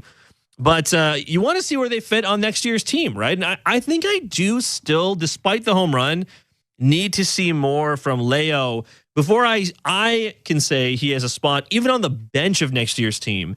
But I don't think that's quite the same as being able to admit that he is a major league ball player, right? Like I think I've seen enough. When you add in the defensive work, he's a major league ball player. Even if he is the 25th or 26th man on the roster, he belongs. Now, again, does that really track? Is that congruent with the idea that he will be on the Jays next year? I don't know if those are as an apples to apples comparison, especially if the Jays go shopping, right? If they go shopping in free agency with a lot of money in their wallet, that could push a lot of guys down the roster in terms of where they're playing. And you already have Ernie Clement, I think, likely on the bench of next year's squad. So if you're going to go into next year with Bo, Clement as the likely shortstops, because Bo is probably going to be on the squad next year, because you got to give, there was a question, I think it was from Tango in Ottawa on the text line from one of the games against Oakland Saturday or Sunday, and his question was about Bo's trade value. And right now, the value of Bo's trade with other teams is essentially nil, right? It's essentially zero is where we're at right now. So I feel like you're not going to let him be traded in the offseason because you need to recapture at least some of that value, and the only way to do that is by letting him play. So he's got to be on the team next year, at least to start the season. I don't know if that's necessarily going to be the case by the end of the season, but there's Bo, there's Clement. And if that's the case, is Leo going to play anywhere else consistently other than shortstop? Probably not. I guess he could play at third, but I think you are looking for a relatively long-term solution at third base, even beyond Ernie Clement, right? So all that to say, I've actually been relatively impressed by Leo Jimenez since he got called up to the majors. And I do think ultimately I would give him a tryout between now and the end of next year, or beginning of next year. But, the offseason, I think, will greatly depend on what goes on. 416-870-0590, 1-888-666-0590, star 590 on your cell. Let's go to the phones before we go to the text line, 590-590, name and location. Let's go to Ryan in Innisfil. Ryan, what's up tonight? Not much, man. How about you? Oh, it's always nice. You know what? It's nice when we stay up late and they win and look good doing it, right? So I can't complain. Amen to that. It's nice when you get an MLB debut out of Will Wagner. Sure. That was what we saw today, man. And I basically just kind of want to talk about him a little bit. He's been absolutely raking in the minors, and I'm hoping that he can keep that consistency up at the major league level. But he is a little bit older of a prospect. He's I think 26 years old, and the average age for a debut I think is 24. So he's a little bit older, kind of like Horwitz. You're kind of hoping that they can keep it going, keep it consistent. I'm kind of wondering, what would you do with Will Wagner this year? Are we going to ride him out, or are we going to pull a classic sort of John Schneider, and he played too well today, so I'm going to bench him for 2 days type thing? I kind of want to see this kid 7 days straight, and I'm just wondering how much you would want to play him, if he can be a 280 hitter, great second baseman, Horwitz can DH. Where do you think that puts us next year in the AL East? Hey, man, I appreciate the call, Ryan. Thanks for joining me here on Jays Talk. I do think when it comes to Will Wagner, first of all, you got to play him. You got to play him as much as possible, right? If only because the rest of this season has all it's about essentially is going to be auditions, tryouts for the 2025 squad. And I do think it will be, like, if Will Wagner can only really play at second, maybe he can play some third base. I think he did talk about that with Blake a little bit in that conversation. I'm certain he's going to talk to the media tonight. Like, if there was ever a guy who deserves to get the media scrum in Los Angeles after Bowden Francis, it's probably Will Wagner. I'm just going to go out on a limb. I have no idea who's talking, but I'm just going to go out on a limb and say he's probably speaking to the media tonight, maybe even right now. But I am curious to see what positions he settles at, just because, and again, like, it's too early to say that literally anyone on this team is going to be the starting third baseman of the team next season. But I do think his addition to the lineup is really interesting, because after Ernie Clement, who is like the slam dunk third base candidate to start like really any time next season? I guess Addison Barger. Like, I'm not even convinced Addison Barger is more than like a quad A player. He has played, to his credit, better since getting called back up the second time.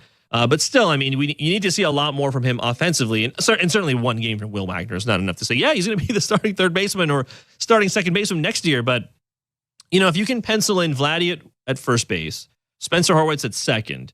I mean, if you see a little bit more from Will Wagner, I mean, I said this before, but I think I feel comfortable right now, unless something really dramatically changes for Horwitz, that Horwitz is probably, if he's not the outright starter at second base next season, he's probably like the strong side of a platoon, right? If it's like 70-30 in terms of percentage splits, or 75-25 or whatever it is, I think you feel okay about Spencer Horwitz being on the majority side of that split if he's not the outright starter every day. And the way that the Jays play, there probably isn't going to be an everyday starter at any one position. Even Vladdy technically does not start every single game at first base because he DHs sometimes or plays third. So, but I mean, like, you know, he is like the de facto everyday first baseman for the Blue Jays. So I can see a situation where there's a de facto for second base situation for Spencer Horwitz.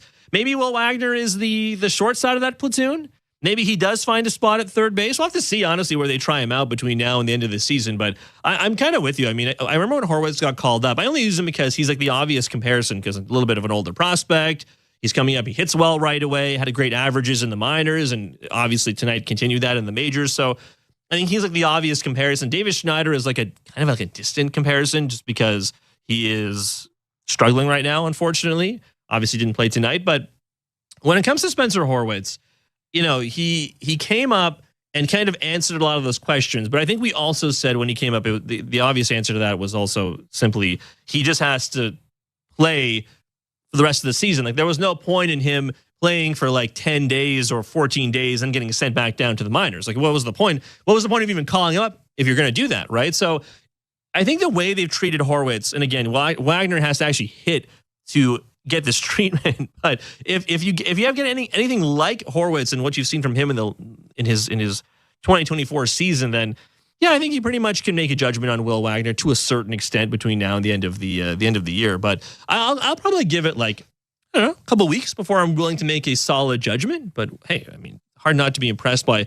what you've seen from Will Wagner. 416-870-0590, 1-888-666-0590, star 590 on your cell. Let's go back to the phones. Let's go to Kitchener. Jay in Kitchener. What's up, Jay? Welcome to Jay's Talk. I just want to thank you for the wonderful job that you guys do broadcasting the games. But I've been a Blue Jay fan for over 40 years, and I really rely on all the stats after each game. So if you guys could do the best you can to give the numbers after each game, I'd really appreciate that. And I really want to commend number 7 for tonight, and I really wish him well for the future. Hey, thanks for the call, Jay. Appreciate it. Yeah, Will Wagner was phenomenal, right? No doubt about it. He's been a lot of fun to watch. 416-870-0590, 1-888-666-0590, star 590 on your cell. Let's keep the phone calls coming this late. Let's go to Alan in Toronto. Alan, what's up? Chad Green, I'm very impressed with him. And he made his 38th appearance. Look at his stats. Fantastic. He's 1.86 ERA, 33 strikeouts, and a 0.85 whip. And if Schneider is enchanted with Green, and I see no reason why he should be, then there should be no hurry to bring Romano back. What is the status of Romano? Have you heard? Is he just about fully recovered? And I don't like to see somebody taking an incumbent's job, a replacement. Usually you don't take an incumbent's job and fill him in full time, but in this case, it's an exception to the rule. I would just leave Green in there. New York Yankees' loss is Blue Jays' gain. I'm glad he overcame his surgery in May of 2002, and he was very impressive last year in the game against Minnesota. He pitched 1.13 innings last year too. So I just leave him in there. Even if Romano is healthy. What is the status of Romano? Have you heard? Yeah, so I think, Alan, on Friday, I think it was, the John Schneider had said to the media that it's going well for him. It was like progressing well, but I think he had also said that he hasn't even started throwing yet. So he's feeling good, but he hasn't started throwing, essentially. So I mean, what do you think? I think that means, given the Jays' record, you're probably not going to see Jordan Romano pitch this year, but what do you think? It's kind of a lost season. Yeah. But then again, you may want to come in late in the season and possibly have him pitch a few innings so he doesn't come cold next year. Get a little bit of a start. But Green, I'm very impressed with Green, the way he's pitched. The last look at his stats. Do you think, Alan? Do you think Chad Green is a bona fide closer? You know what I mean? Like, I think there are a lot of closers in baseball, or there are a lot of relievers in baseball that are used as closers that are probably not bona fide closers. Like, I would say Emmanuel Clase probably is one. Maybe Jordan Romano. Maybe sometimes he's used not in the way he should be. But I think, what do you think of Chad Green? I sometimes go back and forth on him. Yeah, he's come into a lot of tight situations in New York. I remember in October the 3rd, 2017, when he came in and he replaced Lewis. I forget his last name, but he replaced him in the first inning, and he was very impressive then too. He struck out 4 batters of the 5 batters he faced too, and got the Yankees off the launch pad too. I remember he was very impressive then. And he's come in a lot of tight situations over the years with the Yankees. That's true. Hey, Alan, appreciate the call, man. It's very true. I think Chad Green has been someone who has largely been very reliable. I was happy the Blue Jays picked up the option on the contract there. He is getting paid a lot of money.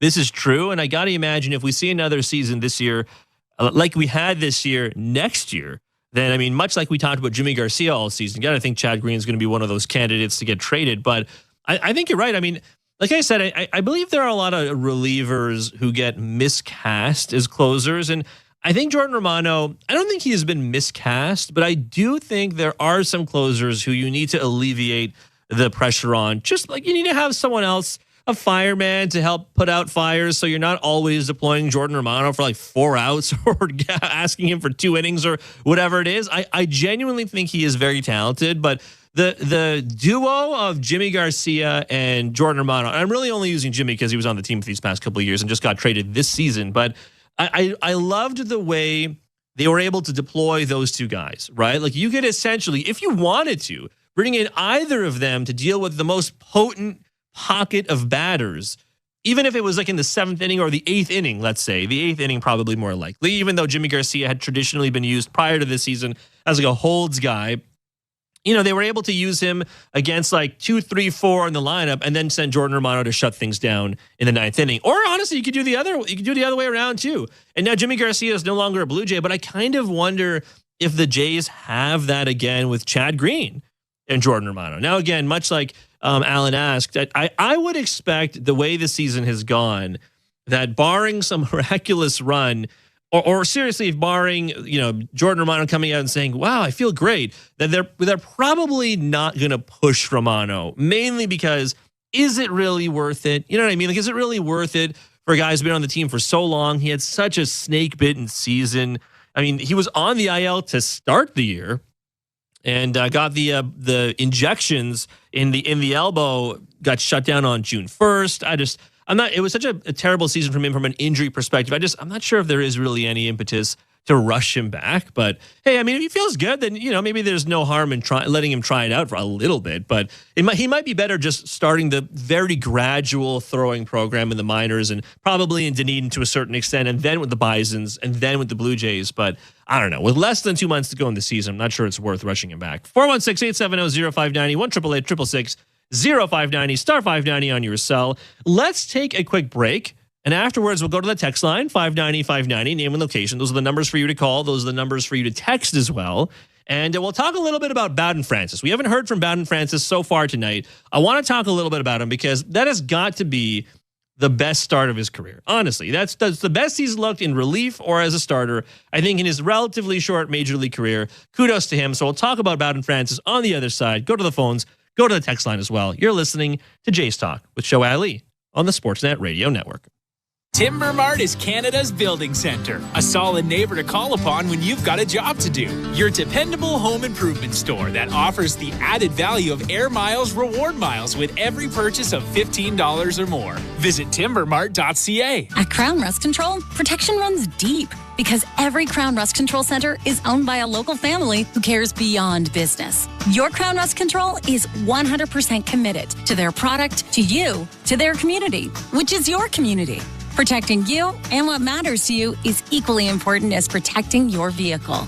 Did you know your vehicle rusts faster in warm weather? Protect your vehicle today. For a special summer offer, find your local family-owned Crown Rust Control Center at crown.com.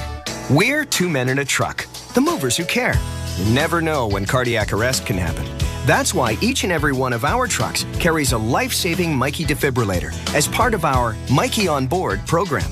Whether we're on the highway or in front of your house, we're prepared to help anyone whose heart may skip a beat. The Mikey Network has saved many lives, making Mikeys accessible to the public. And now they're on board our trucks. We're 2 men in a truck. 2 men and a truck, the movers who care. So, you want to be a Looney Dogger, eh? Every Tuesday Blue Jays home game is Looney Dogs Night, presented by Schneider's. Grab $1 hot dogs from various concession stands around Rogers Center. Plus, stop by the Schneider's Porch, your hot dog headquarters. The destination for a one-of-a-kind hot dog experience with excellent ballpark views. So, whether you're the relish ringleader or 7th-inning snacker, no Blue Jays game is complete without hot dogs. Don't miss out on this delicious deal. Looney Dogs Night, presented by Schneider's. For tickets, visit BlueJays.com. Hi, I'm Buck Martinez, live from the showdown between Pizza and inflation.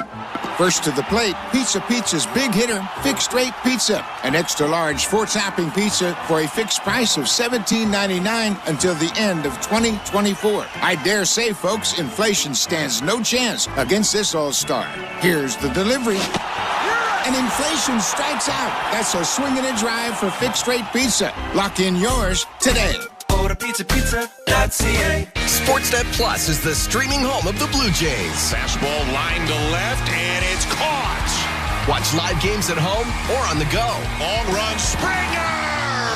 Wow, what a play! Plus, catch Blue Jays Central for pre- and post-game updates with Jamie and Joe. Miss the game? Replays and Blue Jays in 30 are here for your recap. Pitching has certainly led the way. Watch it all unfold on Sportsnet Plus. Plans start at $19.99 a month. Subscribe now at sportsnetplus.ca. Timber Mart always has plans to help you with your plans. Your home, your cottage, your garage, whatever needs your attention first, check the most visited spot on our website for ready-to-order plans to get the job done with Canada's Building Center. Visit timbermart.ca. This is Toronto Blue Jays baseball. Francis kicks and delivers. Called strike 3, 95. On Sportsnet 590 The Fan and the Sportsnet Radio Network. Wagner digs in, stares down at Daniel. The 3-1 pitch. He jumped on it and sent it into right field. Another base hit. A 3-for-3 night for Will Wagner. And he just keeps rolling here as the Blue Jays have uncovered a gem in Will Wagner. This is absolutely absurd. The most impressive thing about that swing, it was a 3-1 changeup. A 3-1 changeup is so hard to hit. It's a fastball count. You're expecting a fastball. Will Wagner just sits back and drills it through the hole on the right side of that infield. 3 for 3 in his first Major League game. That is absolutely absurd. That is Eric Smith and Chris LaRue with the call of Will Wagner's third Major League career hit in his third career Major League AB. Welcome back to Jays Talk here on the Sportsnet Radio Network. Joe Alley with you for another, we're 10, 15 minutes or so. Still some time to give me a call, 416-870-0590, 1-888-666-0590, star 590 on your cell, 590-590. Name and location is the People's Text Line. Standard data and messaging rates do apply when you text me, but certainly it is always open for your texting pleasure. Quick check of the text line, pardon me. No name on this one, so send me your name and location. Just give you a shout out. This one it's funny though. It's one game for Wagner? Question mark, question mark, question mark. Relax. That's the text on the text line. Look, I think it's okay to enjoy things. It's okay to get excited. I don't think anyone's saying Billy Wagner, his dad, no, he's not going to the Hall of Fame. Will Wagner is going to the Hall. He's being sent to Cooperstown tomorrow. I don't think anyone's really saying that, but I just think it's a valid question to ask what the future could look like for Will Wagner. Now, I mean, I think it's way too early to even say he's going to be a starting member of the infield next season. But I mean, again, even if like the ceiling for Will Wagner is like a short side of a platoon, I think that's all. You've already kind of won that trade, no? Like with the Astros, you got Lo Perfido, who granted is not playing very well right now. I think he has like one hit in his last like 20 ABs, or like far more than that. Honestly, I got to look it up, but he has not played particularly well. Tons of strikeouts for him, not a lot of hits, runs, anything. So you hope that gets picked up sometime soon. Jake Bloss, I don't think you're going to see Jake Bloss this season, but maybe he factors in at some point next year. But yeah, I don't know. Like, it's okay to get excited in a season where things are not necessarily going your way. And I mean, for a guy that joins the company of Danny Ainge, Pat Borders, and JP Arencibia, all of whom had, varying degrees of success in their Blue Jays career. Obviously, Pat Borders, a World Series MVP, is at the very top of that list. But JP Arencibia had a nice Major League career. Danny Ainge, less so, I guess. Danny Ainge, not so. He played in Major League Baseball for like 3 years before deciding he wanted to go play basketball and win the Larry O.B. and play for the Celtics and be the Celtics Jazz general manager for the rest of time, right? So I think that's his career is like a little different, but ultimately, yeah. I mean, I don't think anyone's saying even the ceiling for Will Wagner is as high as Pat Borders necessarily, but I don't know. 3 hits in his Major League debut, something you got to talk about. Let's see. If Wagner, this is also on the text line, if Wagner does prove to have an MLB bat, does that mean Horwitz moves to first and Vladdy DHs? It's a good question. I bet Vladdy, I do think it'll probably mean that Wagner just moves to a different position, is my guess, right? But I mean, that we're still so far away from whether or not Will Wagner does have an MLB bat or not that I don't think you can really answer that question. But I have a feeling at least to start next year, it's going to be Horwitz at second, Vladdy at first, and they try Will Wagner out somewhere else. Or maybe he just ends up being a bench piece. Maybe he's just a guy who comes into late inning pinch hit situations. And if that's what it is, then that's fine, right? I think you'd be more than happy with getting that kind of player in a trade. Let's hear from Will Wagner tonight, actually. He actually did, if you were watching on TV, he did a joint walk-off interview with Leo Jimenez. So Hazel May chatting with Leo Jimenez, who clubbed a 2-run jack, and Will Wagner, who we've talked about a lot tonight, 3 hits in his Major League debut. First of all, it happens on your birthday, no less. How did you find out about it? What was your initial reaction? Well, it happens on your... All right, we'll play the chat with Hazel and Leo Jimenez and Will Wagner a little bit later on. 416-870-0590, 1-888-666-0590, star 590 on your cell. 590-590, name and location. Those are the numbers to call. The place you can text me certainly as well. All right, let's chat a little bit about Bowden Francis. Bowden Francis was great tonight. And I think when it comes to your nominal 5th starter, if you can get 5 innings, I've said this before, 5 innings in which he lets up, let's say 4 runs or less. I think you take that and run. It's like that IKEA commercial. You guys remember that, where the woman thinks like the prices are so good, and then she's like running to her husband. She's like, start the car.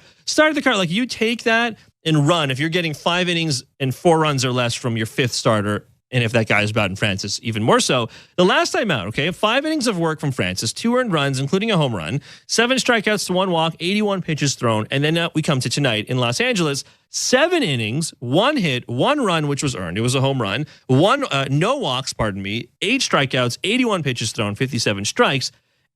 I don't think it's hyperbole to say this is the best Bowden Francis has maybe looked all season. Honestly, I don't think it's hyperbole. I said this before the break. To say that this is maybe the best Bowden Francis has looked in his whole career. We probably could have said it actually, funnily enough, about his last start, which I just threw out the numbers for. And then tonight, not only does he go and complete 6 innings for the first time ever, but completes 7 innings for the first time ever in his career. Pitch-wise, I was very impressed. His 4-seam fastball had some movement to it, right? He was locating it extremely well. He's really dotting the edges of the zone with the 4-seamer. And again, it's not something we have seen a lot from Bowden Francis, but he was great. He got, an 83% strike rate on the 4-seamer, 13% whiff rate. He had a 50% whiff rate on the curve, but that's just 1 of 2. He had a 50% whiff rate on the split, which was, again, 2 of 4. But, again, he threw 24 fastballs that could have gotten whiffs. So I was very impressed. He used that mid-90s velo with the movement on it to keep batters off balance. He got some swing and miss with the slider. I think we actually saw a number of sinkers from Bowden Francis tonight as well, which we had not seen very often, if at all, actually in a game. Right? Like we've talked a little bit about the splitter, which he was working on in the spring. And like he didn't throw it a ton. Ultimately, like when you look at the overall pitch counts for all his non-4-seam pitches, he threw the splitter 13 times, the curve 10 times, sinker 10 times, the slider 8 times.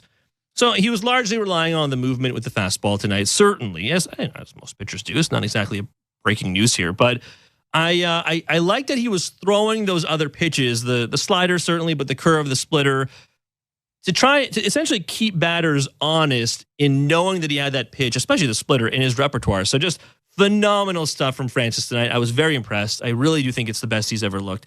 And yes, before we get there, because I too am fond of complaining about pitch counts and letting pitchers going further into games and so on, and just how things have changed in Major League Baseball these days. But yeah, Bowden Francis probably could have come back out after just 81 pitches through 7 innings. I mean, I get they probably could not have expected him to get through 7 innings with such incredible efficiency. And you got to also potentially think that they were essentially managing the pitch count of Bowden Francis, knowing that he had never pitched so deep into a game. So were they just being ultra cautious? Perhaps. I do think there's a text here on the text line from Tango in Ottawa. It says Zach Pop, who of course came in the 8th for Francis, got the clean inning to start, got a quick hook after walking a hitter. I guess Schneider didn't want to blow another save. They were very careful with Zach Pop. It's kind of funny to think that when you look at this team, certainly if you just put aside Cabrera and Chad Green, both of whom came into this ballgame, by the way, right? They're the only 2 guys who are members of the Circle of Trust, right? Like they're pretty much the only guys. So Chad Green's like right in the middle, then Genesis Cabrera is like just off to the side, and that's probably it, right? That's probably it at this point. But when you look at what the Blue Jays are doing with the bullpen, I mean, I bet if you had to ask them, like if you had to ask John Schneider, who's in the Circle of Trust, I bet he'd put Zach Pop and Ryan Burr probably in there, right? I'm not saying they should. Eric Swanson probably as well. But I'm not saying for me that they're in there. But I do think the way they are used does demonstrate both where the bullpen's at these days, which we know is just not very good. It just needs a lot more reinforcements, but also how they're going to use these guys. Like you don't want to burn. Like the other day when Bassett was really struggling and they left him in there, they kind of had to, right? Because are you really going to try and burn one of your, again, I'm using air quotes here, but like one of your more trusted relievers in like Ryan Burr in like the 3rd or 4th inning? No, you're not, right? So it's a good thing certainly that Bowden Francis went deep into this game, because if there's anything we've learned about this Blue Jays team, it's that they are going to have to, meaning the starting pitchers, are going to have to walk this tightrope for the rest of the season, right? The bullpen is as depleted as it's ever going to be. And here's the other part of it. You can't throw Chad Green and Genesis Cabrera in basically every game, right? Like that's the unfortunate truth. If you could, you absolutely would, if you knew you were going to get results from them every single time out. But the truth is, they're only human. Like you can only throw the guys so many times in a short span. Now, if you look at the schedule, actually, there was a day off on August 5th. I guess it's August 13th now. We're past midnight on the East Coast. But on August 5th, there was a day off. There's a day off on August 15th, which is Thursday. After the end of this series, before the Blue Jays head to Chicago, there's a day off on the 15th. There's not another day off until September 2nd, right, which is Labor Day. So essentially, in the month of August, from the 5th to the 1st of September, the Blue Jays essentially play 26 games in 26 days. And the reason, even with the day off in there, the reason for that is because there's a double header against the Red Sox, if you recall, which we talked about a little bit a couple of Jays talks ago, where Danny Jansen's going to have that like really bizarre situation of like coming in and maybe being the first guy to play in for both teams in a single game or something. But there's that first double header on the 26th of August, and that's going to be a 5-game series because that series is already a 4-game series against the Red Sox at Fenway Park. So I only bring this up to say that the starting pitchers have already all season been asked to go as deep as humanly possible because they just don't have the bandwidth to go to the bullpen. And when you do, you pretty much have to go to Yoenis Cabrera or to Chad Green. Otherwise, you're kind of screwed, right? So it was good to see them have the quick hook for Zach Pop, but I don't know. You're not going to be able to do that every single game. So that's something we're going to have to watch. Do we have the Leo Jimenez and Will Wagner? I think we do. Okay, let's hear from the two of the 3 men of the hour, Leo Jimenez and Will Wagner, chatting with Hazel May. Let's congratulate Leo Jimenez for his first career home run. Listen, when you faced Davis Daniel in your first at-bat, you saw some four-seamers, you saw some sliders, you struck out swinging. What did you gather from that at-bat that may have helped you in that home run at-bat? I mean, first of all, thank you. Like I said, in the first at-bat was a little bit tough. I didn't have an actual plan against him. So then second at bat, I was actually more focused. I talked to Donnie, I talked to some of the hitting coaches, like, hey, what adjust do you guys think I can do about it? And, we talked about some stuff, kind of see the ball up, and I got the ball up and got a great swing to the ball. What has been your biggest adjustment, Leo, since you've been called up to now? I'm going to say just be ready. Just be ready to play the game. Be ready to play the game, be able to make plays, swing the bat, get that confidence in the box. And I think that's just something that got to keep working, but that's something that's actually been helping me so far. Congratulations. We'll see you tomorrow. Thank you, Leo. Thank you so much. Will Wagner, my goodness, you make this game look so easy. 3 hits and a fine defensive play.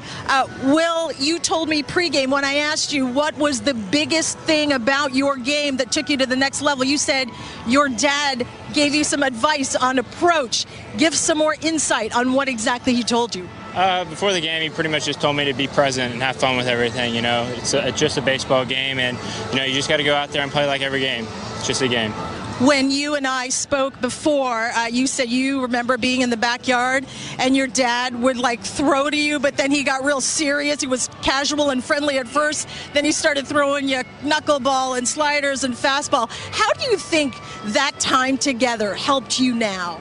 I just think being around baseball all the time, always in the clubhouse, always around baseball, has just helped me mature a little bit quicker. And he's just helped me with so many parts of my game, and I can't thank him enough. I want you to tell me what goes through your head when I tell you this before you go. Will Wagner is just the 4th player in Blue Jays franchise history to record 3 hits in his first major league game. That's pretty cool. I'm kind of speechless. I didn't even know about that. That's cool, though. Very cool. Congratulations. Very cool for you, Leo. Guys, the future looks awfully bright. That is Hazel May chatting with first Leo Jimenez, second Will Wagner in the walk-off interview. Will Wagner actually just wrapping up his post-game media availability. Let's hear what the man of the evening had to say. I was nervous on the on-deck circle, but once I was walking up to the plate, I just started to gain a little bit more confidence, just go up there and just know I'm here for a reason, and I was just trying to be aggressive with that at-bat. You see that ball kind of sail into right center field there. What's going through your mind? When I touched first, I was like, dang, I got the first hit out of the way. I was really happy. I didn't know the double celebration, so I got teased on that a little bit. What is the double celebration? It's like they're lifting their shirt or something. Is that what they're doing? It's kind of funny. They have a lot of celebrations for a lot of different things, but that is pretty funny. It was kind of like was it Stuart Baroa when he was in the outfield and he didn't know the celebration in the outfield with, I think it was Varsho and Kiermaier, and they jump in the circle and they kind of jump around. I think there was a time where a lot of these younger guys don't know the customs, but I don't know. That's kind of a fun, silly little thing from Will Wagner, who again had looked really good tonight. We'll see what he looks like if he does play in the ball game in game 2 of 3 in this series. Let's go to the text line to wrap up before we go. 590-590, name and location. Sean in Campbell River, BC. Sean says, love these West Coast games. I'm sure you do, Sean, out there in BC. Also says, Francis looked great. Soft stuff was giving him strikes, complimenting the fastball. It's true. He used a lot of the off speed, the breaking stuff for that, like kind of next to that fastball. And he threw a lot of fastballs tonight. I believe he threw 40 four-seam fastballs. And we gave you the numbers for the other pitches: 10 curves, 13 splitters, 10 sinkers, 8 sliders. But it kept the opposition honest. So again, are you going to get like 81 pitches over 7 innings and 1 run from Bowden Francis like for the rest of his career? Probably not, right? Few pitchers are rarely that efficient, if any. Even Billy Wagner wasn't that efficient. I mean, he was a reliever, but you know what I mean. But ultimately, I don't know, Francis, if you can get even like a third of that, or pardon me, 3/4 of that, I think you would take it. Congratulations to Wagner, Sean says as well. I like his short, compact looking swing. Let's see some other texts here before we go. Alex in the Junction, really good to see the Buffalo boys getting their time. Does Wagner count as a Buffalo boy yet? If not, I think he earned it and then some. I guess he kind of does, right? He played like a little bit for the Bisons, but I think I'd count it. Although maybe it does feel a little dishonest to count it for me, I guess, now that I think about it, because Schneider and Horwitz and Clement and all these guys kind of toiled away for the Bisons for so long. Although Will Wagner did toil away for what are they called? The Sugarland Astros. So I don't know. If you play in the minors, at least, I think that probably counts a little bit. And Stephen Williams Lake, BC, says, can Wagner play short? Asking for a friend. I don't think so. But I will say I am looking forward to seeing more from him this week. Again, I'm not sure there's a long-term answer from Will Wagner unless he really, really keeps this going. But it has been fun to watch. Through one singular game, we'll see how much he plays in the next couple of weeks. But appreciate you all being with me on Blue Jays Baseball, brought to you by the local family-owned Crown Rust Control Centers in Godric and Port Elgin, Ontario. Protect your vehicle from rust today. Find your local family-owned Crown at crown.com. Canada's #1 rust protection. For Eric Smith, Chris LaRue, Tom Young, Nick Blackmore, I'm Shoal Lee. That does it for us this evening. We're back after games 2 and 3 to wrap up the Angels series. Blair and Barker back on Thursday. Sleep fast, everyone. I'll talk to you later.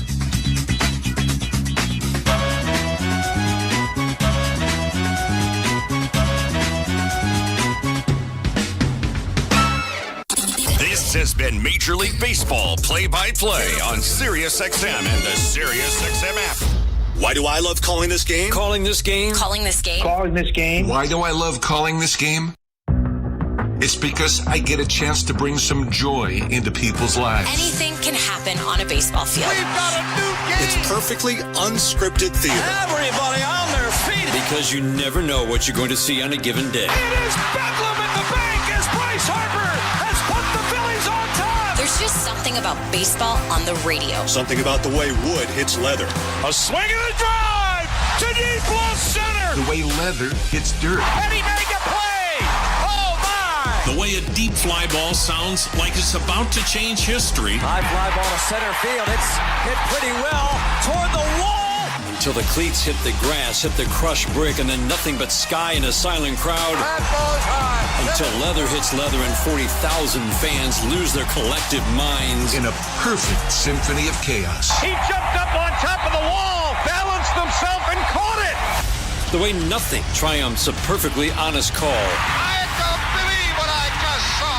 And the way the right voice can make a moment live forever. Touch 'em all, Joe. You'll never hit a bigger home run in your life. Outsiders may think this is just two teams. The ball, a bat, and a microphone. But no. For over 100 years, this has been the soundtrack of the American pastime. He struck it out looking. It's over. It's over. The Rangers have won the World Series. The soundtrack of summer. This is Major League Baseball on the radio. Right now on SiriusXM. All rise. Coming in 5. Get ready to play. 4. Get up. Get up. 3. Can you believe it? Put your seatbelt on. Wow. Talk about the game and all the stories on MLB Network Radio, SiriusXM 89 and the SiriusXM app. His son, he's got a .424 on base percentage at AAA. He's got 55 walks and 31 strikeouts. And so a contact hitting guy. For me, this is an extraordinary return for the Toronto Blue Jays. for Yusei Kikuchi, who's a rental pitcher who will be a free agent at the end of the year.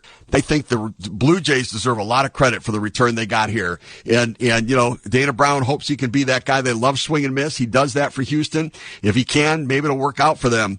But this is a big return for Toronto. And Loperfido and Wagner left-handed bats, which really is a big part of what they need to get some balance to the lineup in Toronto. So starting to address some of those needs moving forward are the Blue Jays. MLB Network Radio is your home for 24/7 baseball talk, featuring on-site coverage of every major event from spring training through the World Series and expert analysis from former general managers and players. SiriusXM Channel 89. I'm Frank Trachtenberg with your SiriusXM MLB schedule for Tuesday, August the 13th. All times are Eastern, and please remember, all games, times, and channels are subject to change.